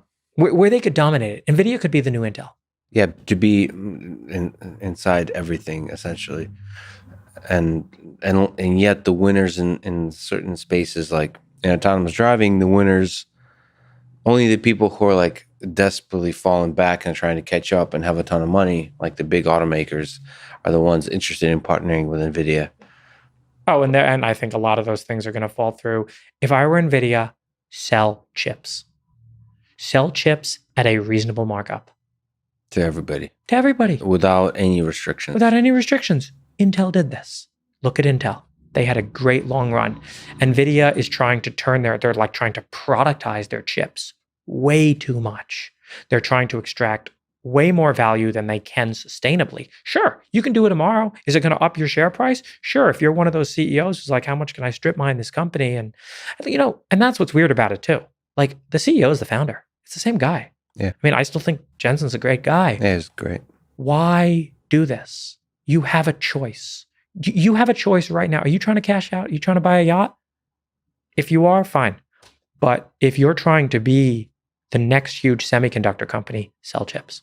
Well, the interesting thing about Jensen is he is a big vision guy. So he has a plan like for 50 years down the road. So it makes me wonder, like, how does price gouging fit into it? Yeah, how does that fit? Like, it doesn't seem to make sense as a plan. I worry that he's listening to the wrong people. Yeah, that's the sense I have too sometimes, because despite everything, I think NVIDIA is an incredible company. Well, I'm deeply grateful to NVIDIA for the products they've created Me too. in the past, right? And so the 1080 Ti was a great GPU. Still have a lot of them. Still is, yeah. But at the same time, it just feels like you don't want to put all your stock in NVIDIA. And so like Elon is doing, what Tesla is doing with Autopilot and Dojo is the Apple way, is because they're not going to share Dojo with George Hotz. I know. They should sell that chip. Oh, they should sell their accelerator. The accelerator that's in all the cars, the 30-watt one. Sell it. Why not? So open it up. Like why does Tesla have to be a car company? Well, if you sell the chip, here's what you get. Yeah. Make some money off the chips. It doesn't take away from your chip. You're going to make some money, free money. And also, the world is going to build an ecosystem of tooling for you. Right. You're not going to have to fix the bug in your 10H layer. Someone else already did. Well, that's an interesting question. I mean, that's the question Steve Jobs asked. That's the question Elon Musk is perhaps asking is, do you want Tesla stuff inside other vehicles? Potentially inside like iRobot vacuum cleaner? Yeah. I think you should decide where your advantages are. I'm not saying Tesla should start selling battery packs to automakers, because battery packs to automakers, they're straight up in competition with you. If I were Tesla, I'd keep the battery technology totally. Yeah. This is ours. We make batteries. But the thing about the Tesla TPU is anybody can build that. It's just a question of, are you willing to spend the money? It could be a huge source of revenue, potentially. Are you willing to spend the $100 million? Right? Anyone can build it. And someone will. And a bunch of companies now are trying to build AI accelerators. Somebody's going to get the idea right. And hopefully they don't get greedy, because they'll just lose to the next guy who finally, and then eventually the Chinese are going to make knockoff NVIDIA chips, and that's... From your perspective, I don't know if you're also paying attention. To stay on Tesla for a moment. Elon Musk has talked about a complete rewrite of the neural net that they're using. That seems to, again, I'm half paying attention, but it seems to involve basically a kind of integration of all the sensors to where it's a four-dimensional view. You have a 3D model of the world over time, and then you can, I think it's done both for the actually, so the neural network is able to, in a more holistic way, deal with the world and make predictions and so on, but also to make the annotation task more, easier. Like you can annotate the world in one place and it kind of distribute itself across the sensors and across the different, like the hundreds of tasks that are involved in the HydroNet. What are your thoughts about this rewrite? Is it just like some details that are kind of obvious, that are steps that should be taken? Or is there something fundamental that could challenge your idea that end-to-end is the right solution? We're in the middle of a big rewrite now as well. We haven't shipped a new model in a bit. Of what kind? We're going from 2D to 3D. Right now, all our stuff, like for example, when the car pitches back, the lane lines also pitch back because we're assuming the flat world hypothesis. The new models do not do this. The new models output everything in 3D. But there's still no annotation, so the 3D is it's more about the output. Spatial. Yeah. We have Z's and everything. We've Z's. Yeah. We added the Z's. We unified a lot of stuff as well. We switched from TensorFlow to PyTorch. Nice. My understanding of what Tesla's thing is that their annotator now annotates across the time dimension. I mean, cute. Why are you building an annotator? I find their entire pipeline, I find your vision, the vision of end-to-end, very compelling, but I also like the engineering of the data engine that they've created. In terms of supervised learning pipelines, that thing is damn impressive. You're basically, the idea is that you have hundreds of thousands of people that are doing data collection for you by doing their experience. So that's kind of similar to the Comma.ai model. And you're able to mine that data based on the kind of edge cases you need. I think it's harder to do in the end-to-end learning, the mining of the right edge cases. Like that's where feature engineering is actually really powerful, because like us humans are able to do this kind of mining a little better. But yeah, there's obvious, as we know, there's obvious constraints and limitations to that idea. Karpathy just tweeted, he's like, you get really interesting insights if you sort your validation set by loss and look at the highest loss examples. Yeah. So yeah, you can do. We have a little data engine like thing. We're training a segnet. It's not fancy. It's just like, okay, train the new segnet, run it on 100,000 images, and now take the 1,000 with highest loss. Select 100 of those by human. Get those ones labeled, retrain, do it again. Right? So it's a much less well-written data engine. And yeah, you can take these things really far, and it is impressive engineering. And if you truly need supervised data for a problem, yeah, things like data engine are the high end of the what is attention? Is a human paying attention? We're going to probably build something that looks like data engine to push our driver monitoring further. But for driving itself, you have it all annotated beautifully by what the human does. So, yeah, that's interesting. That applies to driver attention as well. Do you want to detect the eyes? Do you want to detect blinking and pupil movement? Do you want to detect all the face alignments, so landmark detection, and so on, and then doing kind of reasoning based on that? Or do you want to take the entirety of the face over time and do end to end? It's obvious that eventually you'll have to do end to end with some calibration, with some fixes and so on. But it's I don't know when that's the right move. Even if it's end to end, there is no kind of you have to supervise that with humans. Whether a human is paying attention or not is a completely subjective judgment. You can try to automatically do it with some stuff, but you don't have. If I record a video of a human, I don't have true annotations anywhere in that video. the only way to get them is with, other humans labeling it, really. Well, I don't know. If you think deeply about it, you might be able to, depending on the task, you might be able to discover self-annotating things like, you can look at like steering wheel reversal or something like that. You can discover little moments of lapse of attention. Yeah. I mean, that's where psychology comes in. Is there because you have so much data to look at. So you might be able to find moments when there's like just inattention, even with smartphone, if you want to detect smartphone use. Yeah. You can start to zoom in. I mean, that's the gold mine, sort of the Comma.ai. I mean, Tesla's doing this too, right? Is they're doing annotation based on just like self-supervised learning too. It's just a small part of the entire picture. Yeah. That's kind of the challenge of solving a problem in machine learning. If you can discover self-annotating parts of the problem, right? Our driver monitoring team is half a person right now. Half a person. I would, once we have scale to a full, once we have 2 people. Once we have 2-3 people on that team, I definitely want to look at self-annotating stuff for attention. Let's go back for a sec to Comma and for people who are curious to try it out.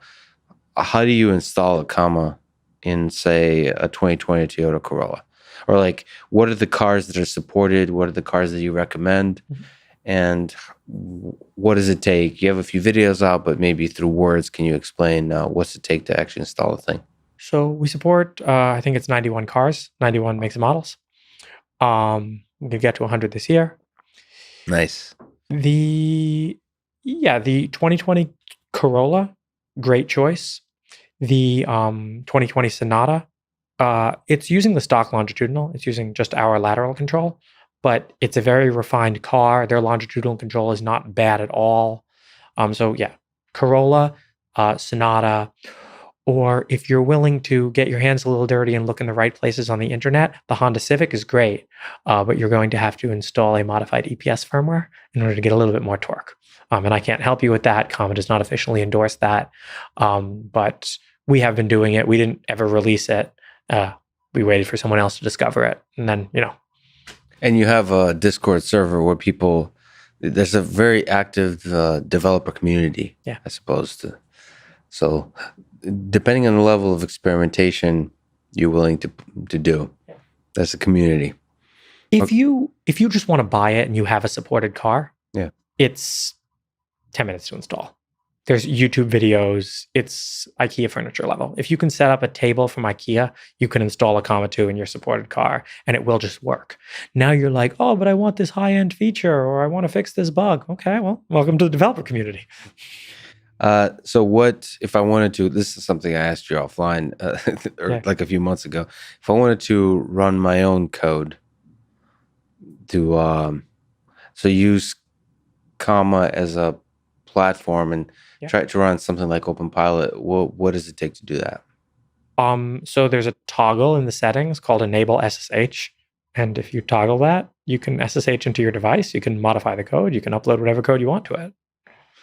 There's a whole lot of people. So about 60% of people are running stock Comma. About 40% of people are running forks. And there's a community there's a bunch of people who maintain these forks, and these forks support different cars, or they have, different toggles. We try to keep away from the toggles that are like disable driver monitoring, but there's some people might want that kind of thing. And like, you can, it's your car. I'm not here to tell you, we have some, we ban, if you're trying to subvert safety features, you're banned from our Discord. I don't want anything to do with you, but there's some forks doing that. Got it. So you encourage responsible forking. Yeah. We encourage some people, some people like there's forks that will do, some people just like having a lot of readouts on the UI, like a lot of flashing numbers. So there's forks that do that. Yeah. Some people don't like the fact that it disengages when you press the gas pedal. There's forks that disable that. Got it. Now the stock experience is what, like, so it does both lane keeping and longitudinal control all together. So it's not separate like it is in autopilot. No. So, okay. Some cars, we use the stock longitudinal control. We don't do the longitudinal control in all the cars. Some cars, the ACCs are pretty good in the cars. It's the lane keep that's atrocious in anything except for autopilot and Super Cruise. Mm-hmm. But you just turn it on, and it works. What does this engagement look like? Yeah, so we have. I mean, I'm very concerned about mode confusion. I've experienced it on Super Cruise and autopilot, where autopilot disengages. I don't realize that the ACC is still on. The lead car moves slightly over, and then the Tesla accelerates to like whatever my set speed is super fast. And I'm like, what's going on here? We have engaged and disengaged. And this is similar to my understanding. I'm not a pilot, but my understanding is either the pilot is in control or the co-pilot is in control. And we have the same kind of transition system. Either open pilot is engaged or open pilot is disengaged.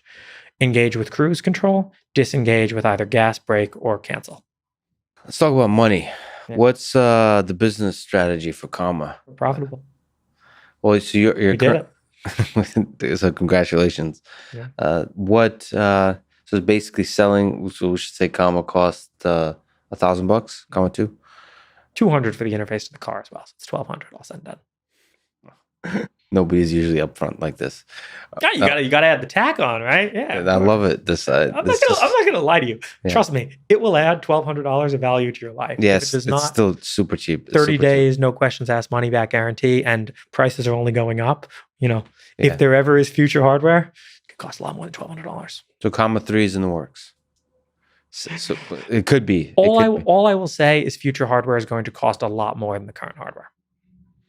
Yeah, the people that use the people I've spoken with that use Comma, use OpenPilot, they first of all they use it a lot. So people that use it, they fall in love with it. Our retention rate is insane. Which is a good sign. Yeah, it's a really good sign. 70% of Comma 2 buyers are daily active users. Yeah, it's amazing. Also, we don't plan on stopping selling the Comma 2. Like it's So whatever you create that's beyond Comma 2, it would be potentially a phase shift. Like it's so much better that like you could use Comma 2 and you can use Comma whatever. Depends what you want. It's 3.41, kind of 42. Autopilot hardware 1 versus hardware 2. The Comma 2 is kind of like hardware 1. Got it. You can still use both. Got it. I think I heard you talk about retention rate with VR headsets that the average is just once. Yeah. Just fast. I mean, it's such a fascinating way to think about technology. And this is a really, really good sign. And the other thing that people say about Comma is like they can't believe they're getting this for $1,000, right? It seems like some kind of steal. So, but in terms of like long-term business strategies, it basically it's currently in like 1,000 plus cars. 1,200 more. So yeah, dailies is about 2,000, weeklies is about 2,500, monthlies is over 3,000. Wow, we've grown a lot since we last talked. Is the goal like? Can we talk crazy for a second? I mean, what's the goal to overtake Tesla? Let's talk. Okay, so I mean, Android did overtake iOS. Yeah, that's exactly it, right? So yeah. They did it. I actually don't know the timeline of that one. Let's talk because everything is in alpha now. The autopilot, you could argue, is in alpha in terms of towards the big mission of autonomous driving, right? And so, is your goal to overtake to get millions of cars, essentially? Of course. Where would it stop?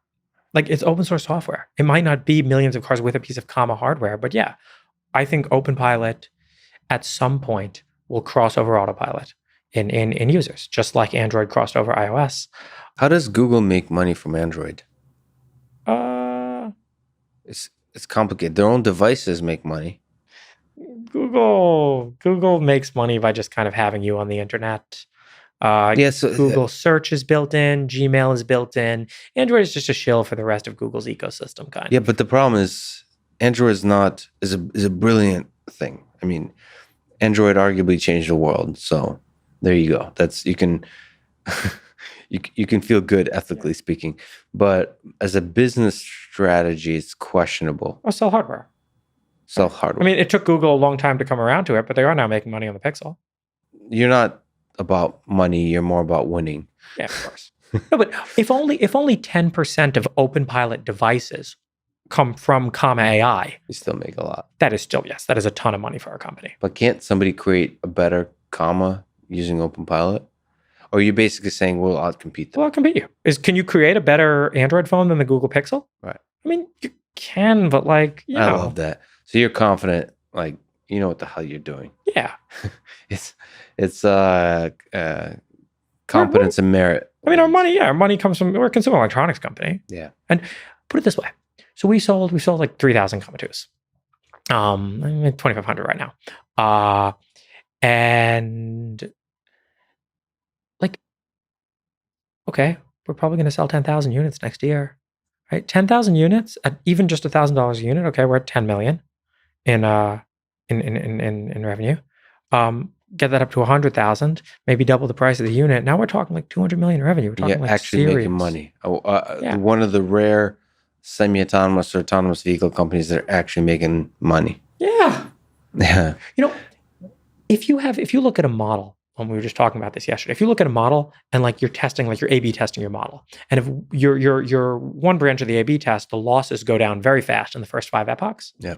That model is probably going to converge to something considerably better than the one where the losses are going down slower. Why do people think this is going to stop? Why do people think one day there's going to be a great, like, well, Waymo's eventually going to surpass you guys? No, they're not.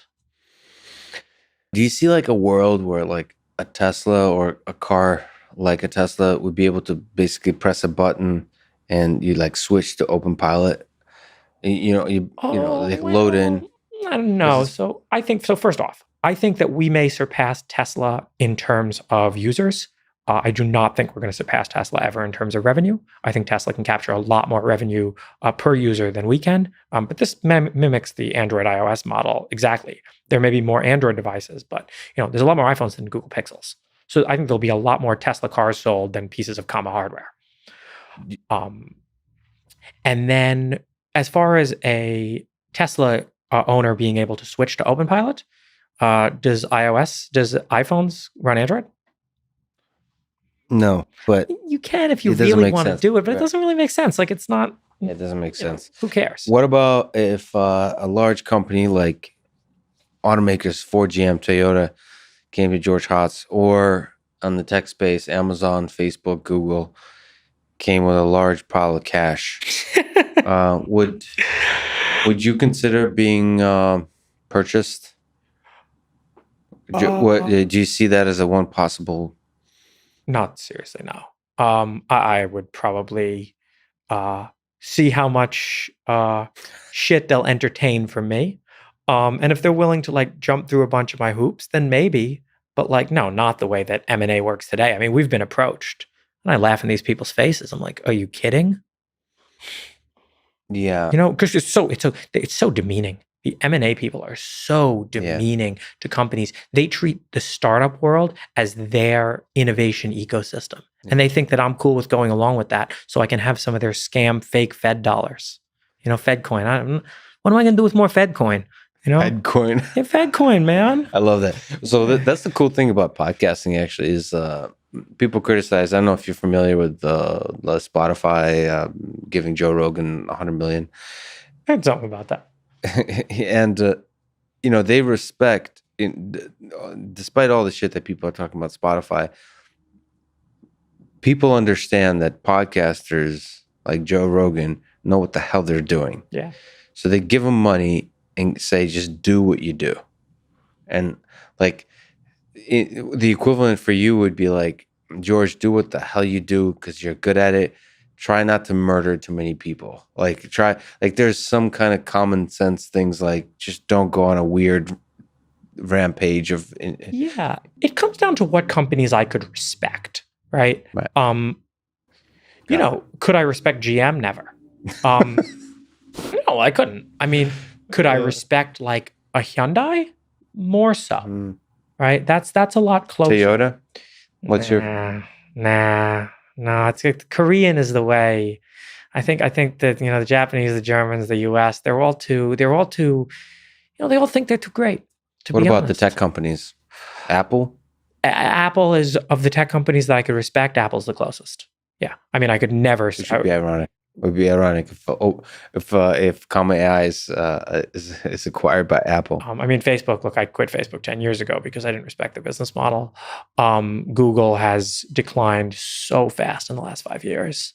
What are your thoughts about Waymo and its present and its future? Let me start by saying something nice, which is I've visited them a few times, and I've have ridden in their cars, and the engineering that they're doing, both the research and the actual development and the engineering they're doing and the scale they're actually achieving by doing it all themselves is really impressive. And the balance of safety and innovation, and like the cars work really well for the routes they drive. Like it drives fast, which was very surprising to me. Like it drives like the speed limit or faster than the speed limit it goes. And it works really damn well, and the interface is nice. In Chandler, Arizona, yeah. Yeah, in Chandler, Arizona, in a very specific environment. So it gives me enough material in my mind to push back against the madmen of the world, like a George Hotz, to be like, because you kind of imply there's zero probability they're going to win. Yeah. And it's after I've ridden in it, to me, it's not zero. Oh, it's not for technology reasons. Bureaucracy? No, it's worse than that. It's actually for product reasons, I think. Oh, you think they're just not capable of creating an amazing product? No, I think that the product that they're building doesn't make sense. So a few things. You say the Waymos are fast. Benchmark a Waymo against a competent Uber driver. Right. The Uber driver's faster. It's not even about speed. It's the thing you said. It's about the experience of being stuck at a stop sign because pedestrians are crossing nonstop. Yeah, I like when my Uber driver doesn't come to a full stop at the stop sign. Yeah. And so let's say the Waymos are 20% slower than an Uber, right? You can argue that they're going to be cheaper. And I argue that users already have the choice to trade off money for speed. It's called Uber Pool. I think it's like 15% of rides are Uber Pools, right? Users are not willing to trade off money for speed. So the whole product that they're building is not going to be competitive with traditional ride-sharing networks. Right. And also, whether there's profit to be made depends entirely on one company having a monopoly. I think that the level 4 autonomous ride-sharing vehicles market is going to look a lot like the scooter market, if even the technology does come to exist, which I question. Who's doing well in that market? Yeah. It's a race to the bottom, Well, it could be closer like an Uber and a Lyft, where it's just a one or two players. Well, the scooter people have given up trying to market scooters as a practical means of transportation, and they're just like, they're super fun to ride. Look at Wheels. I love those things. And they're great on that front. Yeah. But from an actual transportation product perspective, I do not think scooters are viable, and I do not think level 4 autonomous cars are viable. If you, let's play a fun experiment. If you ran, let's do Tesla and let's do Waymo. Right. If Elon Musk took a vacation for a year, he just said, screw it, I'm going to go live on an island, no electronics. And the board decides that we need to find somebody to run the company. And they decide that you should run the company for a year. How do you run Tesla differently? I wouldn't change much.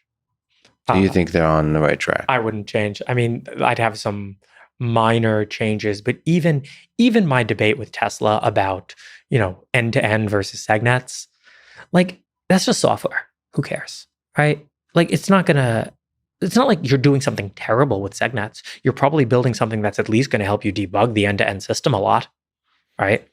It's very easy to transition from what they have to like an end-to-end kind of thing. Right. And then I presume you would, in the Model Y or maybe in the Model 3, start adding driver sensing with infrared. Yes, I would add infrared lights right away to those cars. And start collecting that data and do all that kind of stuff. Yeah. I think they're already kind of doing it. It's an incredibly minor change. If I actually were CEO of Tesla, first off, I'd be horrified that I wouldn't be able to do as good a job as Elon, and then I would try to, understand the way he's done things before. You would also have to take over his Twitter. So God, I don't tweet. yeah, what's your Twitter situation? Why are you so quiet on Twitter? Oh, Is it through Comma? Is like what's your social network presence like? Because you on Instagram, you do live streams. You understand the music of the internet, but you don't always fully engage into it. You're part-time. I used to have a Twitter. Yeah, I mean, Instagram is a pretty place. Instagram is a beautiful place. It glorifies beauty. I like Instagram's values as a network. Got it. Twitter glorifies conflict, glorifies, just shots, taking shots at people, and it's like, Twitter and Donald Trump are perfectly they're perfect for each other. So Tesla's on the right track in your view. Yeah. Okay, so let's really try this experiment. If you ran Waymo, let's say I don't know if you agree, but they seem to be at the head of the pack of the kind of, what would you call that approach? Like, it's not necessarily LiDAR based because it's not about LiDAR. Level 4 robotaxi. Level 4 robotaxi, all in before making any revenue. So they're probably at the head of the pack. If you were said, hey, George, can you please run this company for a year? How would you change it? I would get Anthony Lewandowski out of jail, and I would put him in charge of the company. Well, let's try to break that apart. One, do you want to destroy the company by doing that, or do you mean you like renegade style thinking that pushes that like throws away bureaucracy and goes to first principle thinking? What do you mean by that? I think Anthony Lewandowski is a genius, and I think he would come up with a much better idea of what to do with Waymo than me. So you mean that unironically, he is a genius? Oh, yes. Oh, absolutely. Without a doubt. I mean, I'm not saying there's no shortcomings, but in the interactions I've had with him, yeah. What? He's also willing to take, like, who knows what he would do with Waymo? I mean, he's also out there, like far more out there than I am. Yeah, there's big risks. Yeah. What do you make of him? I was going to talk to him on this podcast, and I was going back and forth. I'm such a gullible, naive human. Like, I see the best in people, and I slowly started to realize that there might be some people out there that like have multiple faces to the world. They're like deceiving and dishonest. I still refuse to, like, I trust people, and I don't care if I get hurt by it, but like, sometimes you have to be a little bit careful, especially platform wise and podcast wise. What am I supposed to think?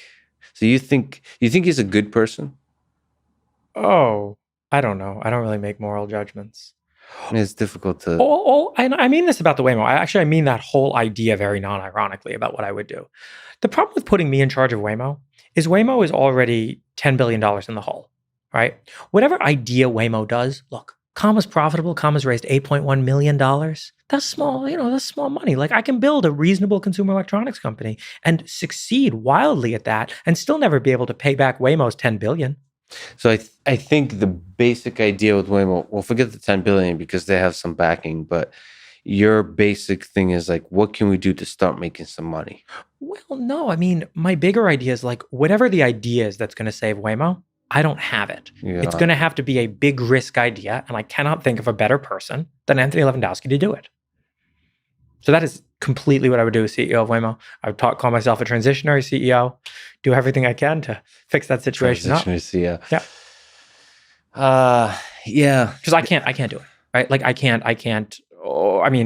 I can talk about how what I really want to do is just apologize for all those corny, ad campaigns and be like, here's the real state of the technology. Yeah, that's like, I have several criticisms. I'm a little bit more bullish on Waymo than you seem to be, but one criticism I have is it went into corny mode too early.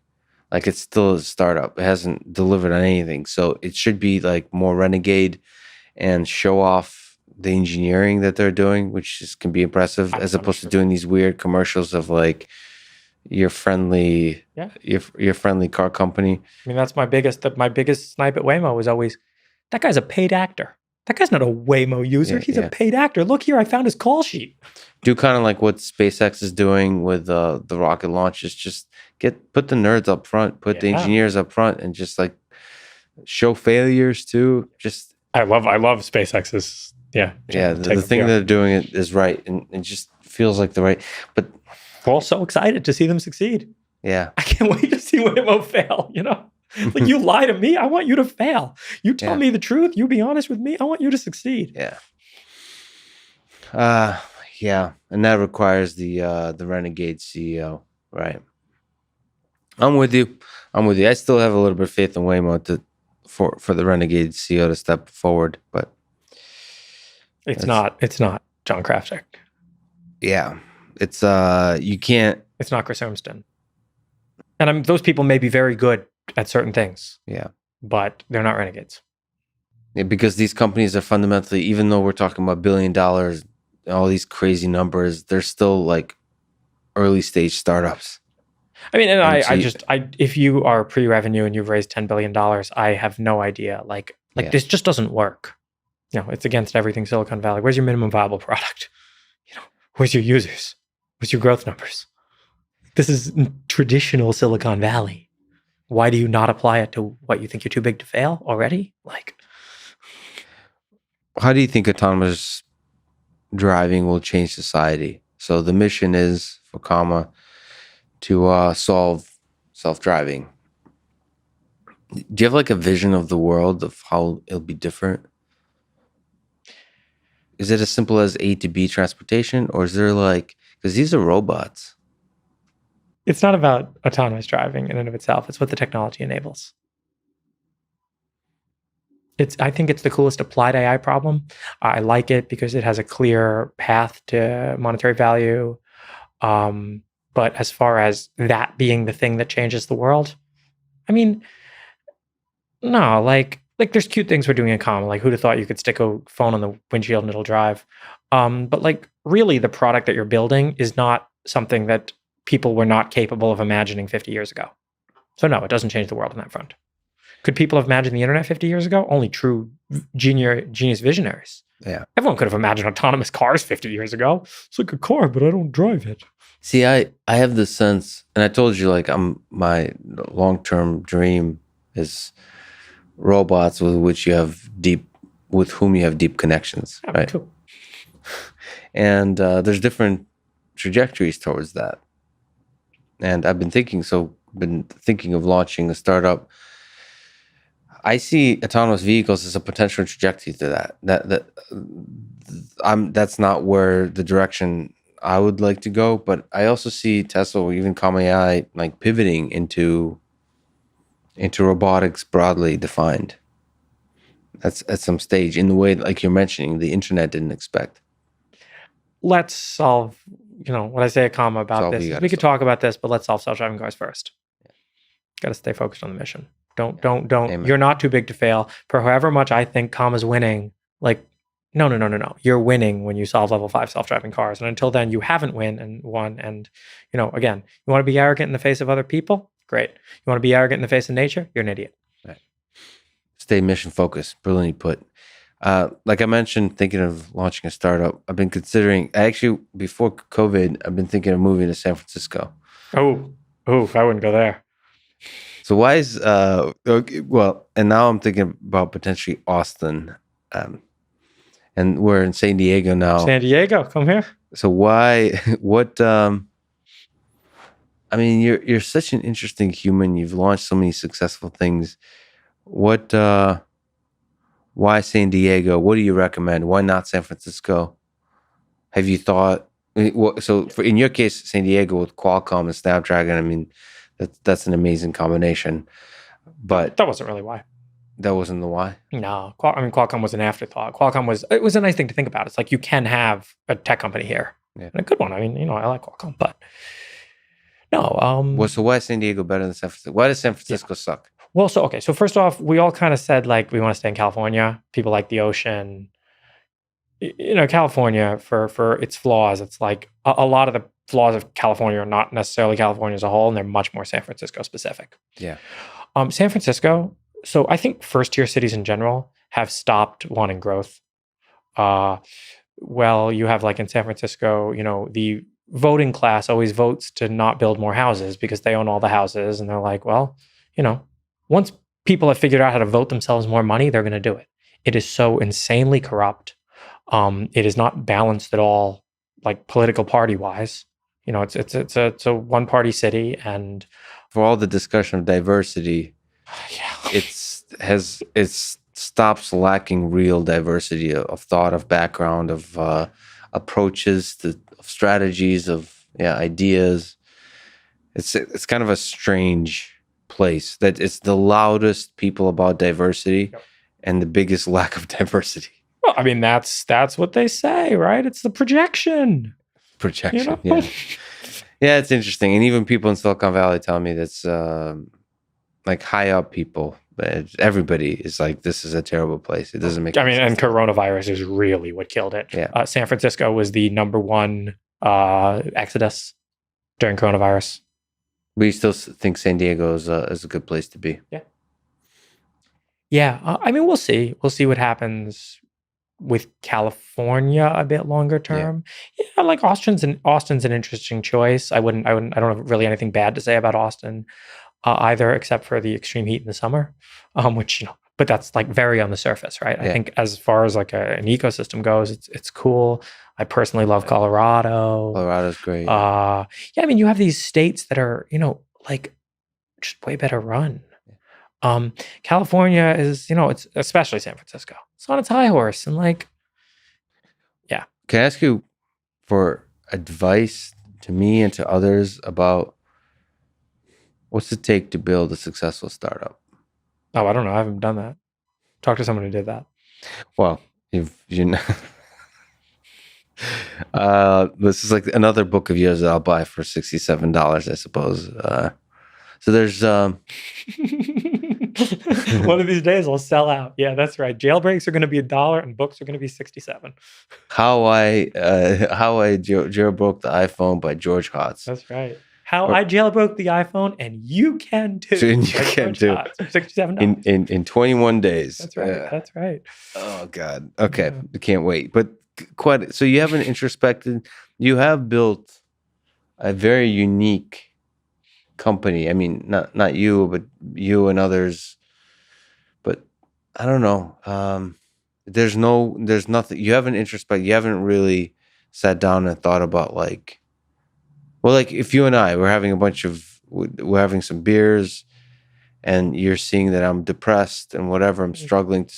There's no advice you can give. Oh, I mean, more beer. More beer. But yeah, I think it's all very like situation dependent. If I can give a generic piece of advice, it's the technology always wins. The better technology always wins, and lying always loses. Build technology and don't lie.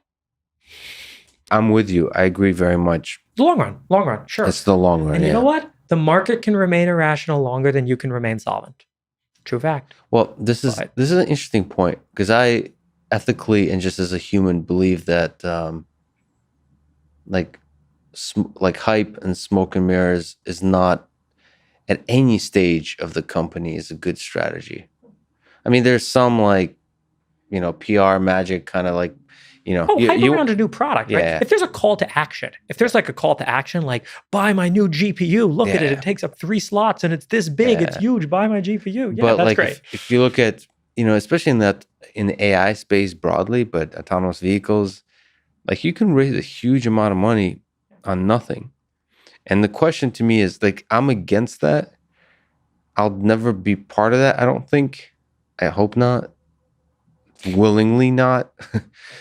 But is there something to be said to essentially lying to raise money, like fake it till you make it kind of thing? I mean, this is Billy McFarland in the Fire Festival. Like we all experienced, what happens with that no.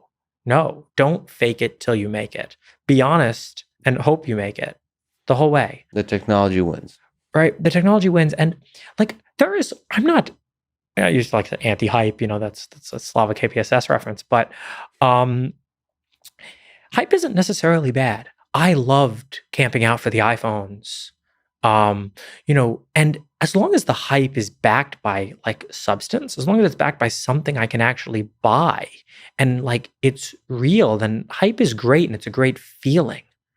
It's when the hype is backed by lies that it's a bad feeling. I mean, a lot of people call Elon Musk a fraud.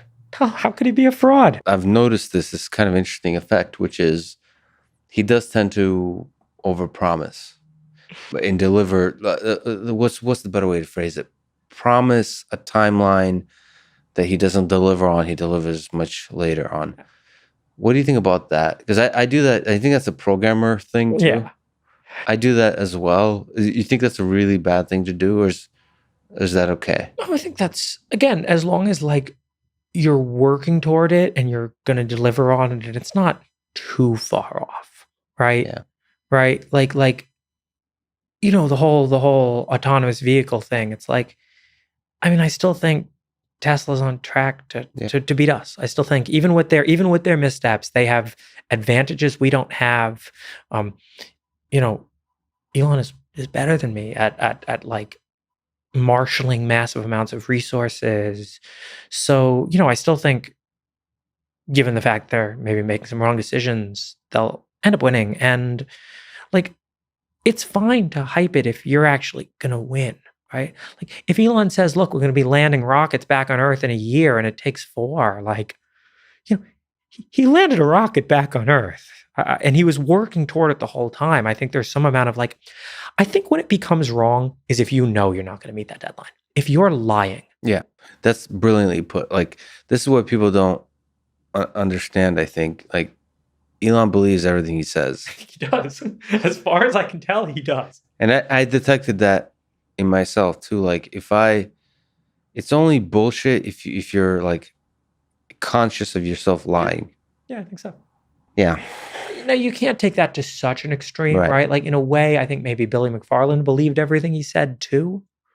Right. That's how you start a cult, and everybody kills themselves. Yeah. Yeah. Like, you need, if there's like some factor on it, it's fine. And you need some people to like, keep you in check. But like, if you deliver on most of the things you say and just the timelines are off, it does piss people off though. I wonder, but who cares? In a long arc of history, everybody gets pissed off at the people who succeed, which is one of the things that frustrates me about this world is they don't celebrate the success of others. Like, there's so many people that want Elon to fail. It's so fascinating to me. Like, what is wrong with you? Like, Elon Musk talks about like people short, like they talk about financial, but I think it's much bigger than the financials. I've seen like the human factors community. They want other people to fail. Why? Like, even people, the harshest thing is like, even people that like seem to really hate Donald Trump, they want him to fail. Yeah, I know. Or like the other president, or they want Barack Obama to fail. It's like, we're all on the same boat, man. It's weird, but I would love to inspire that part of the world to change, because, well, damn it, if the human species is going to survive, we should celebrate success. Like, it seems like the efficient thing to do in this objective function that like we're all striving for is to celebrate the ones that like figure out how to like do better at that objective function, as opposed to like dragging them down back into the mud.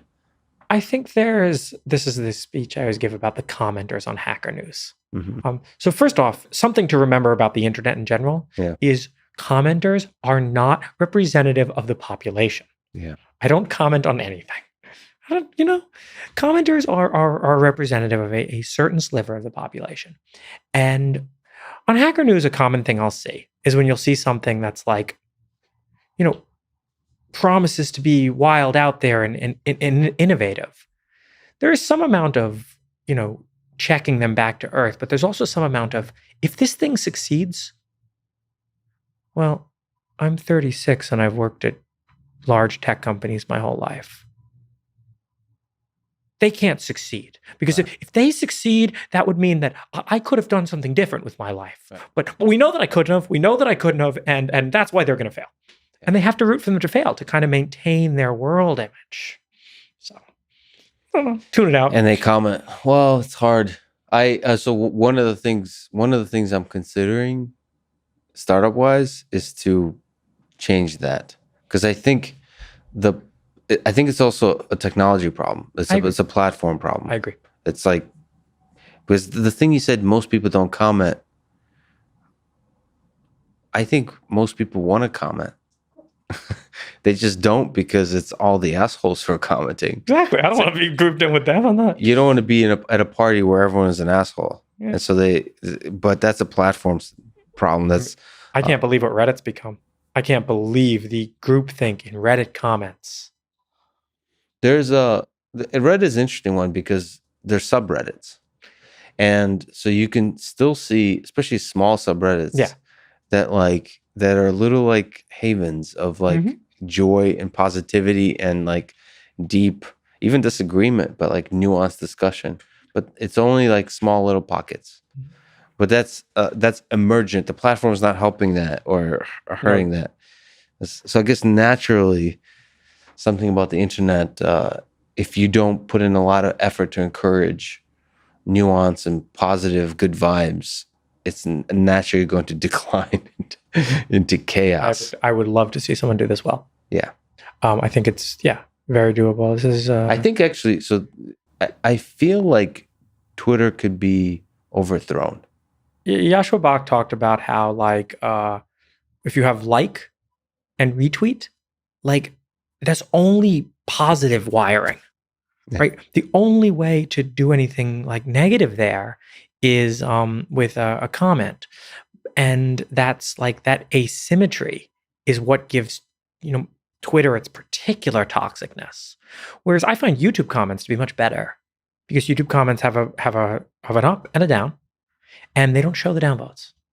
Without getting into depth of this particular discussion, the point is to explore possibilities and get a lot of data on it. Because I could disagree with what you just said. The point is, it's unclear. It hasn't been explored in a really rich way.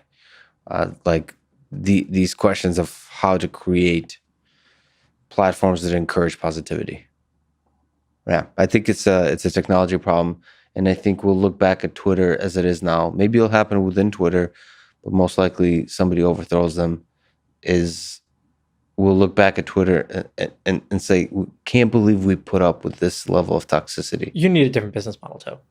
Any social network that fundamentally has advertising as a business model. This was in The Social Dilemma, which I didn't watch, but I liked it. It's like, there's always the, you're the product, you're not the... But they had a nuanced take on it that I really liked. And it said, the product being sold is influence over you. The product being sold is literally your, influence on you. Like, that can't be. If that's your idea, okay, well, guess what? It can't not be toxic. Yeah. Maybe there's ways to spin it, like with giving a lot more control to the user and transparency to see what is happening to them, as opposed to in the shadows. It's possible, but that can't be the primary source of. But the users aren't. No one's going to use that. It depends. I think that you're not going to. You can't depend on self-awareness of the users. It's a longer discussion, because you can't depend on it, but you can reward self-awareness. Like for the ones who are willing to put in the work of self-awareness, you can reward them and incentivize, and perhaps be pleasantly surprised how many people are willing to be self-aware on the internet. Like we are in real life. Like I'm putting in a lot of effort with you right now, being self-aware about if I say something stupid or mean. Sure. I'll like look at your like body language. Like I'm putting in that effort. It's costly for an introvert. It's very costly. But on the internet, fuck it. Like most people are like, I don't care if this hurts somebody. I don't care if this is not interesting, or if this is mean or whatever. I think so much of the engagement today on the internet is so disingenuous too. Yeah. You're not doing this out of a genuine, this is what you think. You're doing this just straight up to manipulate others. Whether you just became an ad. Yeah. Okay, let's talk about a fun topic, which is programming. Here's another book idea for you. Let me pitch. What's your perfect programming setup? So like this by George Hotz. So what listen, you're give me a MacBook Air, sit me in a corner of a hotel room, and I'll still have so you really don't care. You don't fetishize like multiple monitors, keyboard. Those things are nice, and I'm not going to say no to them. But do they automatically unlock tons of productivity? No, not at all. I have definitely been more productive on a MacBook Air in a corner of a hotel room. What about IDE? So which operating system do you love? What text editor do you use? IDE? What is there something that is like the perfect, if you could just say the perfect productivity setup for George Hotz? Doesn't matter. It doesn't matter. It literally doesn't matter. I guess I code most of the time in Vim. Like literally, I'm using an editor from the 70s. You didn't make anything better. Okay, VS Code is nice for reading code. There's a few things that are nice about it. I think that you can build much better tools. How like IDA's XRefs work way better than VS Codes. Why? Yeah, actually, that's a good question. Like, why? I still use Emacs for most. I have to confess something dark. Yeah. So I've never used Vim. Yeah. I think maybe I'm just afraid that my life has been a waste. I'm not evangelical about Emacs. I think this is how I feel about TensorFlow versus PyTorch. Yeah. Having just we've switched everything to PyTorch now, put months into the switch, I have felt like I've wasted years on TensorFlow. I can't believe it. I can't believe how much better PyTorch is. Yeah. I've used Emacs and Vim. Doesn't matter. Yeah, still just my heart somehow. I fell in love with Lisp. I don't know why. You can't. The heart wants what the heart wants. I don't understand it, but it just connected with me. Maybe it's the functional language that first I connected with. Maybe it's because so many of the AI courses before the deep learning revolution were taught with Lisp in mind. I don't know what it is, but I'm stuck with it. But at the same time, like, why am I not using a modern IDE for some of these programming? I don't know. They're not that much better. I've used modern IDEs too. But at the same time, so like not to disagree with you, but like I like multiple monitors. Like I have to do work on a laptop, and it's a pain in the ass. And also I'm addicted to the Kinesis weird keyboard. You could see there. Yeah. So you don't have any of that. You can just be on a MacBook. I mean, look, at work I have 3 24-inch monitors. I have a Happy Hacking keyboard. I have a Razer Death Header mouse. But it's not essential for you. No. Let's go to a day in the life of George Hotz. What is the perfect day productivity wise? So we're not talking about like Hunter S. Thompson drugs and let's look at productivity. Like what's the day look like hour by hour? Is there any regularities that create a magical George Hotz experience? I can remember 3 days in my life, and I remember these days vividly, when I've gone through kind of radical transformations to the way I think. And what I would pay $100,000 if I could have one of these days tomorrow. The days have been so impactful. And one was first discovering Eliezer Yudkowsky on the singularity and reading that stuff. And my mind was blown. The next was discovering the Hutter Prize, and that AI is just compression. Like finally understanding AIXI and what all of that was. I read about it when I was 18, 19, I didn't understand it. And then the fact that lossless compression implies intelligence, the day that I was shown that. And then the third one is controversial, the day I found a blog called Unqualified Reservations, and read that, and I was like, wait, which one is that? That's what's the guy's name? Curtis Yarvin? Yeah. So many people tell me I'm supposed to talk to him. Yeah, he sounds insane. Definitely. Or brilliant, but insane, or both. I don't know. The day I found that blog was another, this was during like Gamergate and kind of the run up to the 2016 election. And I'm like, wow, okay, the world makes sense now.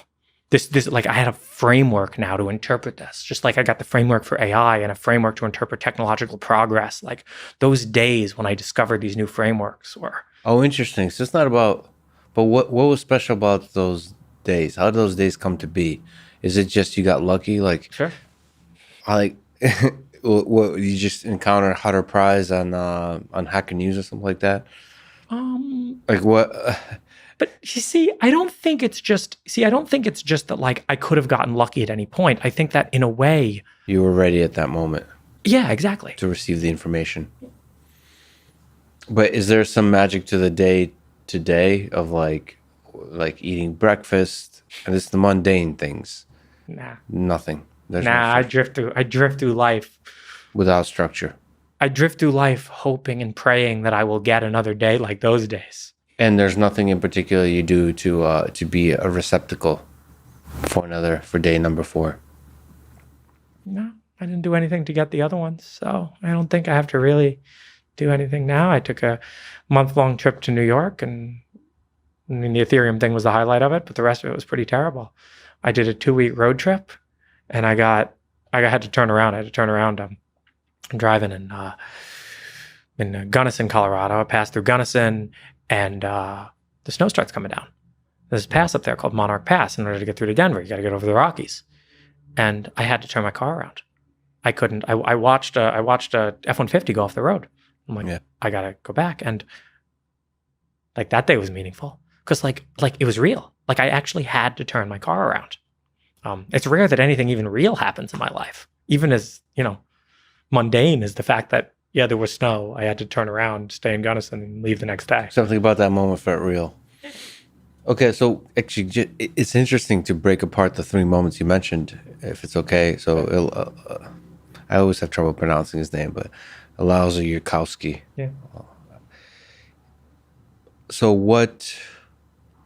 how did your worldview change in starting to consider the exponential growth of AI and AGI that he thinks about, and the threats of artificial intelligence and all that kind of ideas? Like, can you maybe break apart like what exactly was so magical to you? It was a transformational experience. Today, everyone knows him for threats and AI safety. Yeah. This was pre that stuff. There was, I don't think, a mention of AI safety on the page. Ouch.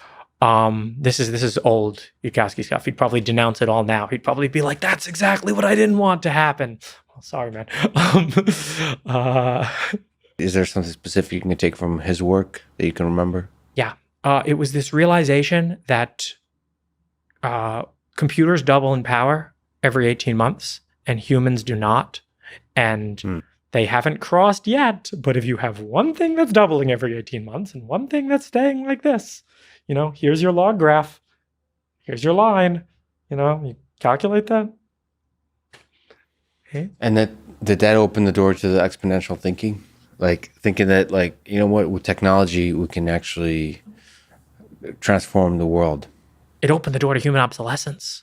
It opened the door to realize that in my lifetime, humans are going to be replaced. And then the matching idea to that of artificial intelligence with the Hutter Prize. I'm torn. I go back and forth on what I think about it. Yeah.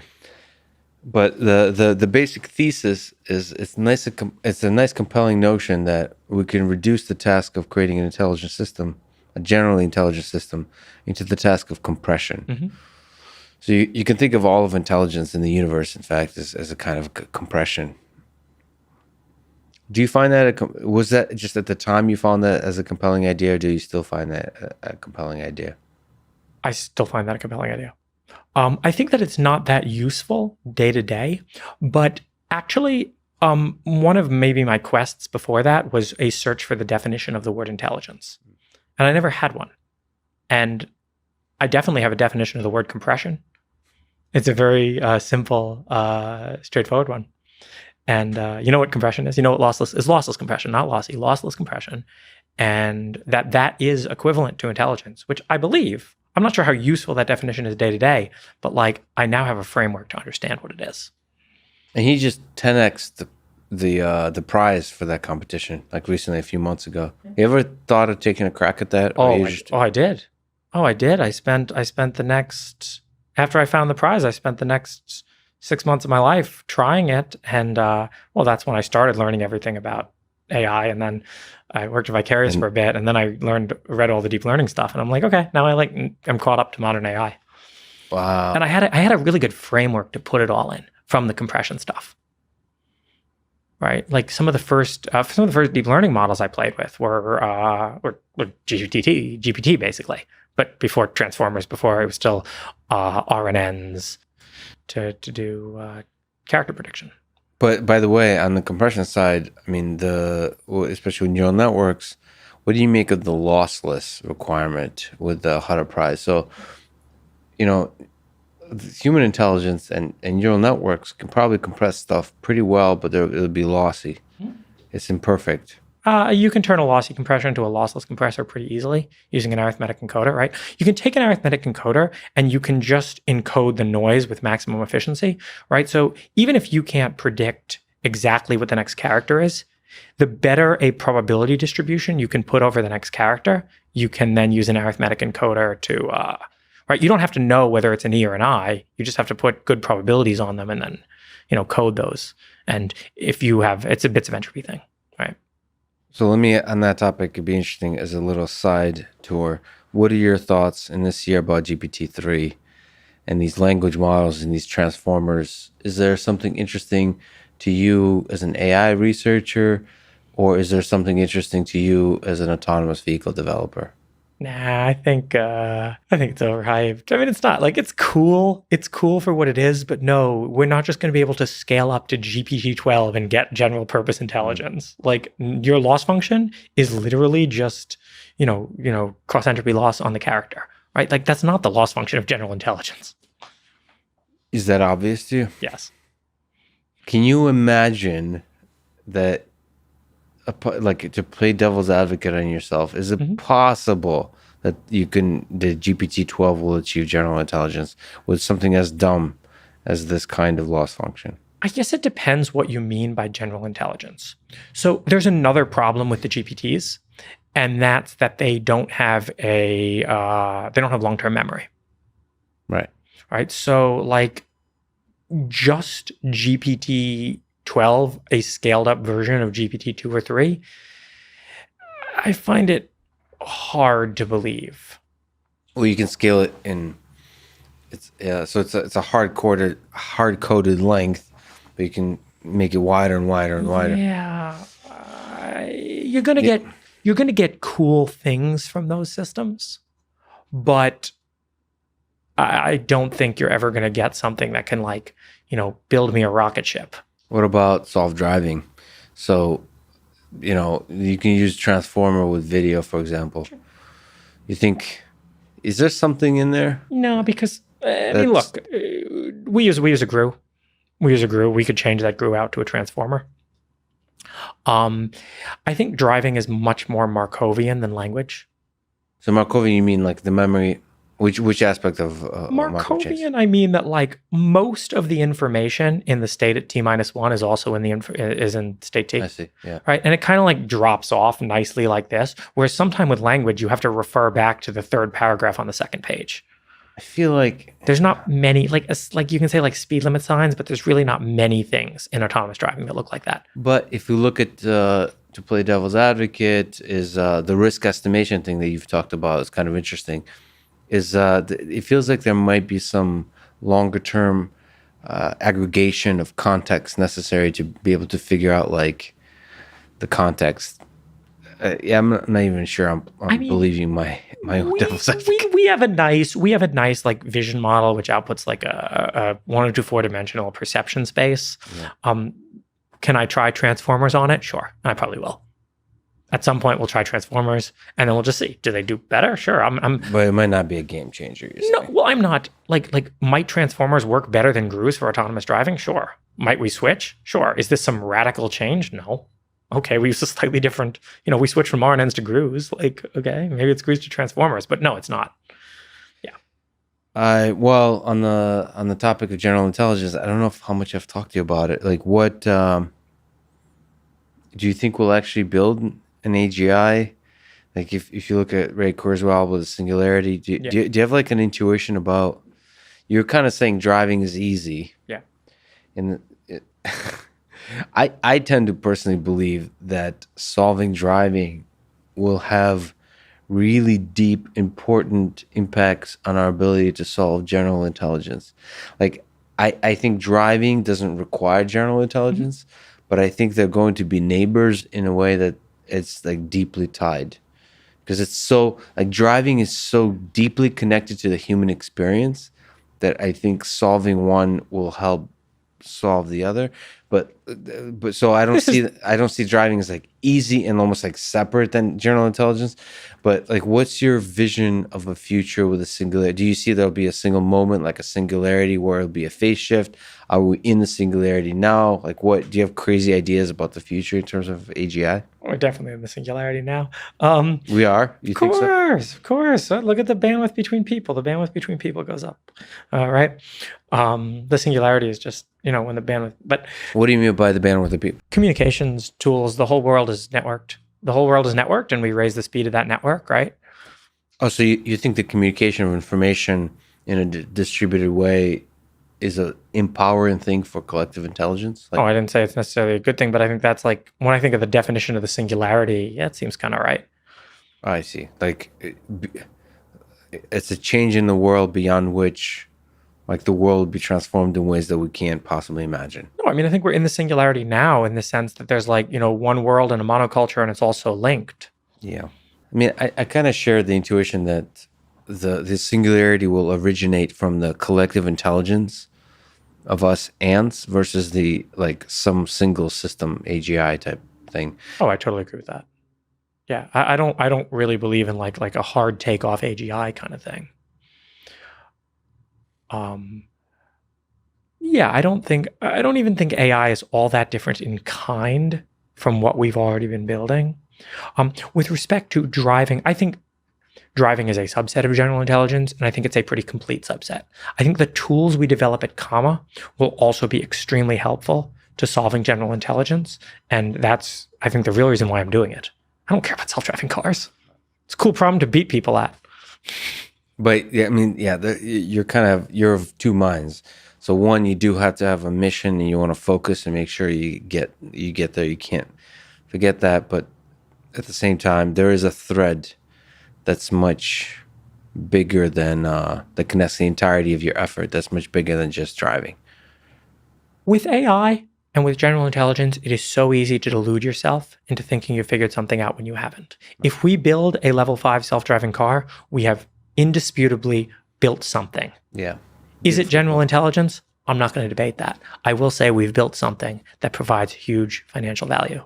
Yeah, beautifully put. That's the engineering credo. Like, just build the thing. It's like that's why I'm with Elon on go to Mars. Yeah, it's a Like, great one. you can argue, like, who the hell cares about going to Mars? But the reality is, set that as a mission, get it done, Yeah. and then you're going to crack some problem that you've never even expected in the process of doing that. Yeah. Yeah, I mean, I think if I had a choice between humanity going to Mars and solving self-driving cars, I think going to Mars is better. But I don't know. I'm more suited for self-driving cars. I'm an information guy. I'm not a modernist. I'm a postmodernist. Postmodernist. All right, beautifully put. Let me drag you back to programming for a sec. What maybe 3 to 5 programming languages should people learn, do you think? Like, if you look at yourself, what did you get the most out of from learning? Well, so everybody should learn C and assembly. We'll start with those two. Right? Like, Assembly. yeah. If you can't code in assembly, you don't know what the computer's doing. You don't understand, like, you don't have to be great in assembly, but you have to code in it. And then, like, you have to appreciate assembly in order to appreciate all the great things C gets you. And then you have to code in C in order to appreciate all the great things Python gets you. So I'll just say assembly, C, and Python. We'll start with those 3. The memory allocation of C and the fact that so assembly is to give you a sense of just how many levels of abstraction you get to work on in modern day programming. Yeah. Graph coloring for assignment, register assignment, and compilers. Yeah. Like, you got to do, the computer only has a certain number of registers, yet you can have all the variables you want in a C function. So you get to start to build intuition about compilation, like what a compiler gets you. What else? Well, then there's kind of so those are all very imperative programming languages. Then there's two other paradigms for programming that everybody should be familiar with. One of them is functional. You should learn Haskell and take that all the way through, learn a language with dependent types like Coq, learn that whole space, like the very PL theory heavy languages. And Haskell is your favorite functional? Is that the go-to, you'd say? Yeah, I'm not a great Haskell programmer. I wrote a compiler in Haskell once. There's another paradigm, and actually there's one more paradigm that I'll even talk about after that I never used to talk about when I would think about this. But the next paradigm is learn Verilog or VHDL. Understand this idea of all of the instructions execute at once. If I have a block in Verilog and I write stuff in it, it's not sequential. They all execute at once. And then think like that. That's how hardware works.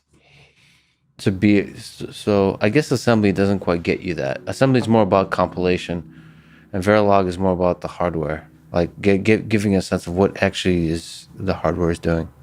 Assembly, C, Python are straight, they sit right on top of each other. In fact, C is kind of coded in C, but you could imagine the first C was coded in assembly, and Python is actually coded in C. So you can straight up go on that. Got it. And then Verilog gives you that's brilliant. Okay. So, and then I think there's another one now. Karpathy calls it programming 2.0, which is don't learn TensorFlow, learn PyTorch. So machine learning. Yeah. We got to come up with a better term than programming 2.0 but yeah. It's a programming language. Learn it. I wonder if it can be formalized a little bit better, which it feels like we're in the early days of what that actually entails. Data-driven programming? Data-driven programming, yeah. But it's so fundamentally different as a paradigm than the others. It almost requires a different skill set. But you think it's still, yeah. And PyTorch versus TensorFlow, PyTorch wins. It's the fourth paradigm. It's the fourth paradigm that I've kind of seen. There's this, imperative, functional, hardware. I don't know a better word for it. And then ML. Do you have advice for people that want to, get into programming, want to learn programming? You have a video. What is programming? Noob lessons! ! And I think the top comment is warning. This is not for noobs.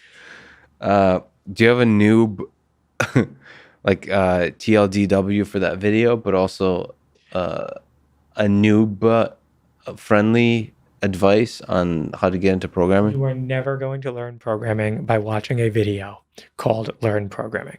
The only way to learn programming, I think, and the only way everyone I've ever met who can program well learned it all in the same way.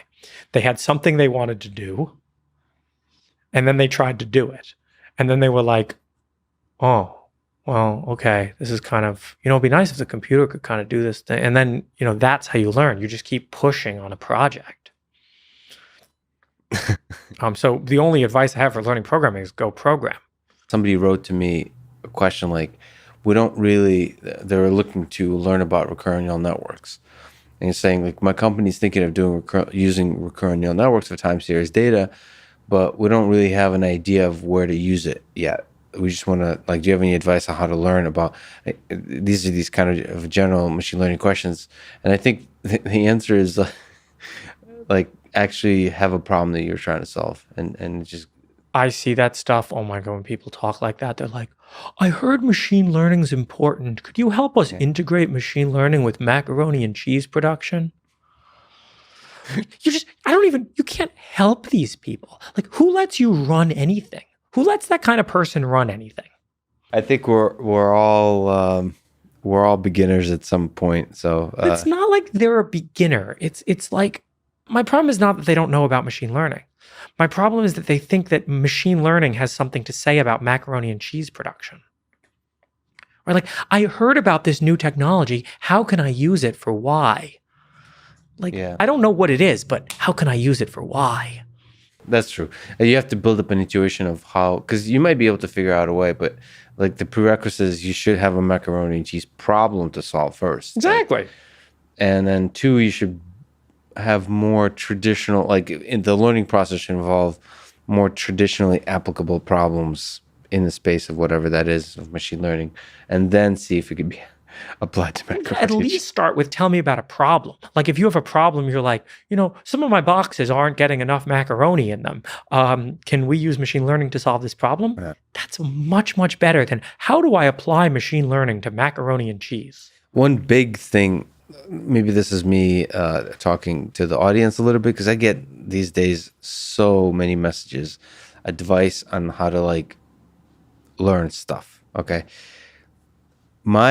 This is not me being mean. I think this is quite profound, actually, is you should Google it. Oh, yeah. Like one of the like skills that you should really acquire as an engineer, as a researcher, as a thinker, like there's two complementary skills. Like one is with a blank sheet of paper with no internet to think deeply. And then the other is to Google the crap out of the questions you have. Like that's actually a skill. I don't people often talk about, but like doing research, like pulling at the thread, like looking up different words, going into like GitHub repositories with 2 stars and like looking how they did stuff, like looking at the code, or going on Twitter, seeing like there's little pockets of brilliant people that are like having discussions. Like if you're a neuroscientist, go into signal processing community. If you're an AI person, go into the psychology community. Like switch communities. Like keep searching, because it's so much better to invest in like finding somebody else who already solved your problem than it is to try to solve the problem. And because they've often invested years of their life, like entire communities are probably already out there who have tried to solve your problem. I think they're the same thing. I think you go try to solve the problem. And then in trying to solve the problem, if you're good at solving problems, you'll stumble upon the person who solved it already. Yeah, but the stumbling is really important. I think that's a skill that people should really put, especially in undergrad, like search. If you ask me a question, how should I get started in deep learning, especially, like that is just so Googleable. Like the whole point is you Google that and you get 1 million pages and just start looking at them. Yeah. Start pulling at the thread, start exploring, start taking notes, start getting advice from 1 million people that have already like spent their life answering that question, actually. Oh, well, yeah, I mean, that's definitely also, yeah, when people like ask me things like that, I'm like, trust me, the top answer on Google is much, much better than anything I'm going to tell you. Right? Yeah. People ask, it's an interesting question. Let me know if you have any recommendations. What 3 books, technical or fiction or philosophical, had an impact on your life, or you would recommend perhaps? Maybe we'll start with the least controversial, Infinite Jest. Infinite Jest is a... David Foster Wallace. Yeah, it's a book about wireheading, really. Very enjoyable to read, very well written. You will grow as a person reading this book. It's effort. And I'll set that up for the second book, which is pornography. It's called Atlas Shrugged, which Atlas Shrugged is pornography. I mean, it is. I will not I will not say Atlas Shrugged is a well-written book. It is entertaining to read, certainly, just like pornography. The production value isn't great. There's a 60-page monologue in there that Ayn Rand's editor really wanted to take out, and she paid out of her pocket to keep that 60-page monologue in the book. Yeah.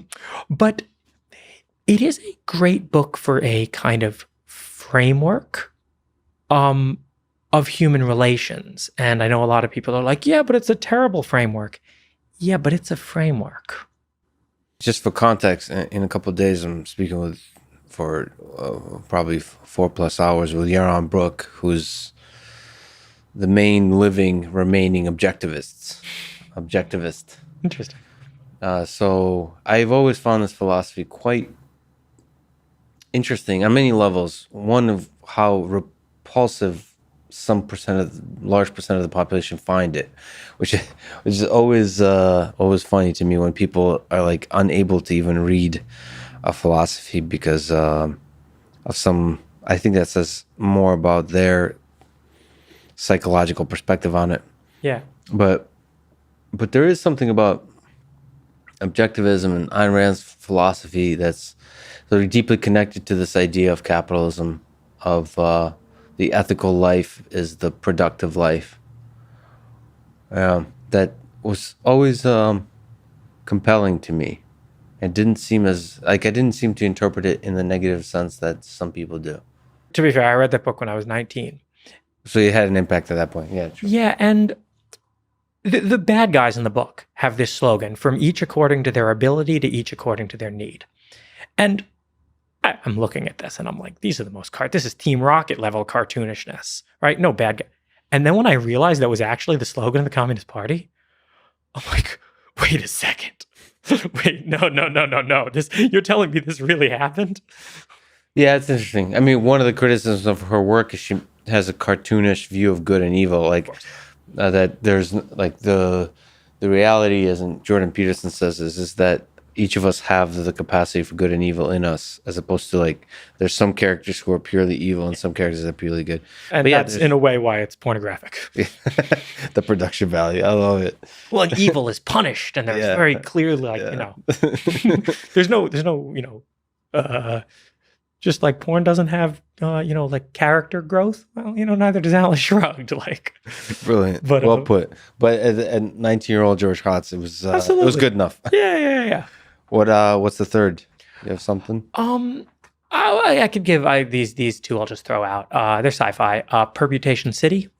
Great things to start thinking about copies of yourself, and then Who's that by? Sorry to interrupt. That is Greg Egan.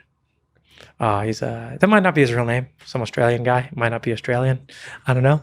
And then this one's online. It's called The Metamorphosis of Prime Intellect. It's a story set in a post-singularity world. It's interesting. Is there, if either of the worlds, do you find something philosophically interesting in them that you can comment on? I mean, it is clear to me that Metamorphosis of Prime Intellect is like written by an engineer, which is, it's very almost a pragmatic take on a utopia in a way. Positive or negative? Well, that's up to you to decide reading the book. And the ending of it is very interesting as well. And I didn't realize what it was. I first read that when I was 15. I've reread that book several times in my life. And it's short. It's 50 pages. Everyone should go read it. Sorry, this is a little tangent. I've been working through the foundation. I haven't read much sci-fi my whole life, and I'm trying to fix that the last few months. That's been a little side project. What's to you is the greatest sci-fi novel that people should read? Or is there? Or I mean, I would say like Permutation City, Metamorphosis of Prime Intellect. Got it. I don't know. I didn't like Foundation. I thought it was way too modernist. Do you like Dune and all of those? I've never read Dune. I've never read Dune. I have to read it. Fire Upon the Deep is interesting. Okay, I mean, look, everyone should read Neuromancer. Everyone should read Snow Crash. If you haven't read those, like start there. I haven't read Snow Crash. You haven't read Snow Crash? No. It's very entertaining. Go to Lesher Bach, and if you want the controversial one, Bronze Age Mindset. All right, I'll look into that one. Those aren't sci-fi, but just to round out books. So a bunch of people ask me on Twitter and Reddit and so on for advice. So what advice would you give a young person today about life? Another way. I mean, looking back, especially when you're younger, and you continued it, you've accomplished a lot of interesting things. Is there some advice from that life of yours that you can pass on? If college ever opens again, I would love to give a graduation speech. At that point, I will put a lot of somewhat satirical effort into this question. Yeah. You haven't written anything at this point. Oh, you know what? Always wear sunscreen. This is water. Like, I think you're plagiarizing. I mean, but that's the like, clean your room. You can plagiarize from all of this stuff, and it's there is no self-help books aren't designed to help you. They're designed to make you feel good. like whatever advice I could give, you already know. Everyone already knows. Yeah. Sorry, it doesn't feel good.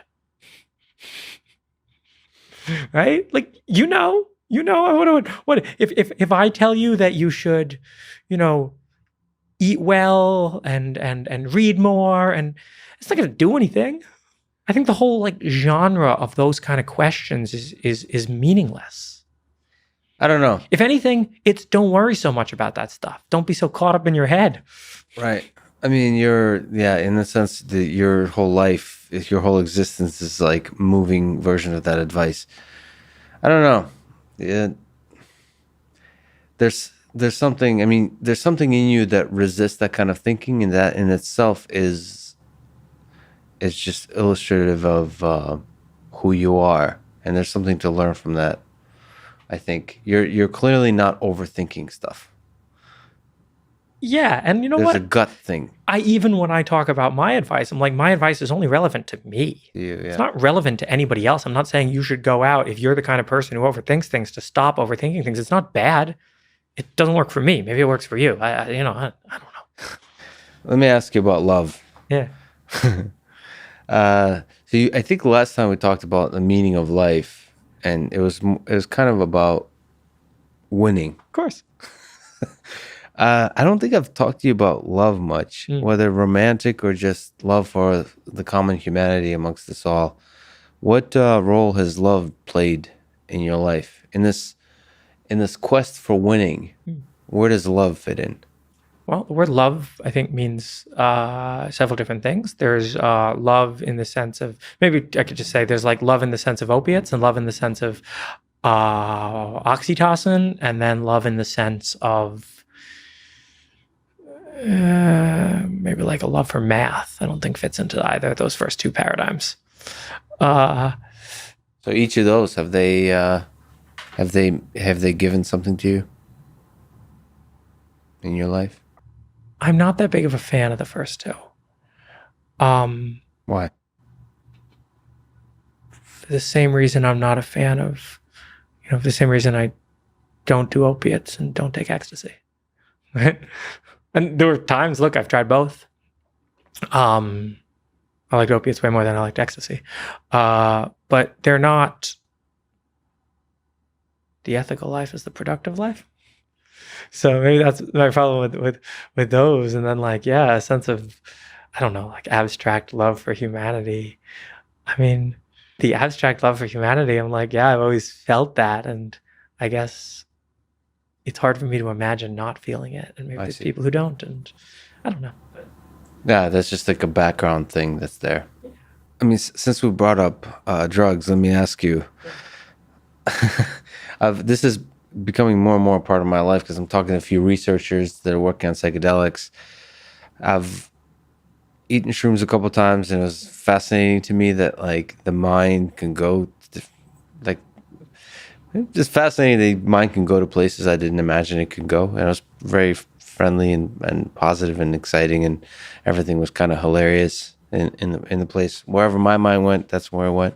What do you think about psychedelics? Do you think they have? Where do you think the mind goes? Have you done psychedelics? Where do you think the mind goes? Is there something useful to learn about the places it goes once you come back? I find it interesting that this idea that psychedelics have something to teach is almost unique to psychedelics, right? People don't argue this about amphetamines. And I'm not, that's true. And I'm not really sure why. Yeah. I think all of the drugs have lessons to teach. I think there's things to learn from opiates. I think there's things to learn from amphetamines. I think there's things to learn from psychedelics, things to learn from marijuana. But also at the same time, recognize that I don't think you're learning things about the world. I think you're learning things about yourself. Yes. And it might have even been a Timothy Leary quote. I don't want to misquote him, but the idea is basically like, everybody should look behind the door, but then once you've seen behind the door, you don't need to keep going back. So, I mean, and that's my thoughts on all real drug use too. Except maybe for caffeine. It's a little experience that is good to have, but Oh yeah, That's no, really I interesting. mean, yeah, I guess psychedelics are definitely. So you're a fan of new experiences, I suppose, Yes. because they all contain a little, especially the first few times, it contains some lessons that can be picked up. Yeah, and I'll revisit psychedelics maybe once a year. Usually smaller doses. Maybe they turn up the learning rate of your brain. I've heard that. I like that. Yeah, that's cool. Yeah, big learning rates have pros and cons. Last question. This is a little weird one, but you've called yourself crazy in the past. First of all, on a scale of 1 to 10, how crazy would you say are you? Oh, I mean, it depends how when you compare me to Elon Musk and Anthony Lewandowski, not so crazy. So like a 7, Let's go with 6. 6, Yeah. 6. What? Well, I like 7. 7's a good number. 7. All right. Well, yeah, I'm sure day by day it changes, right? So, but you're in that area. What? In thinking about that, what do you think is the role of madness? Is that a feature or a bug? If you were to dissect your brain. So, okay, from like a mental health lens on crazy, I'm not sure I really believe in that. I'm not sure I really believe in like a lot of that stuff, right? This concept of, okay, when you get over to like hardcore bipolar and schizophrenia, these things are clearly real, somewhat biological. And then over here on the spectrum, you have like ADD and oppositional defiance disorder and these things that are like, wait, this is normal spectrum human behavior. Like this isn't, where's the line here and why is this like a problem? So there's this whole, the neurodiversity of humanity is huge. Like people think I'm always on drugs. People are always saying this to me on my streams. And I'm like, guys, like I'm real open with my drug use. I'd tell you if I was on drugs. And, I had like a cup of coffee this morning, but other than that, this is just me. You're witnessing my brain in action. So the word madness doesn't even make sense in the rich neurodiversity of humans. I think it makes sense, but only for like some insane extremes. Like if you are actually like visibly hallucinating, right. That's okay. But there is the kind of spectrum on which you stand out. Like that's like if I were to look, at decorations on a Christmas tree or something like that. Like if you were a decoration, that would catch my eye. Like that thing is sparkly. whatever the hell that thing is. So there's something to that. Just like refusing to be boring, or maybe boring is the wrong word, but to be willing to sparkle. It's like somewhat constructed. I mean, I am who I choose to be.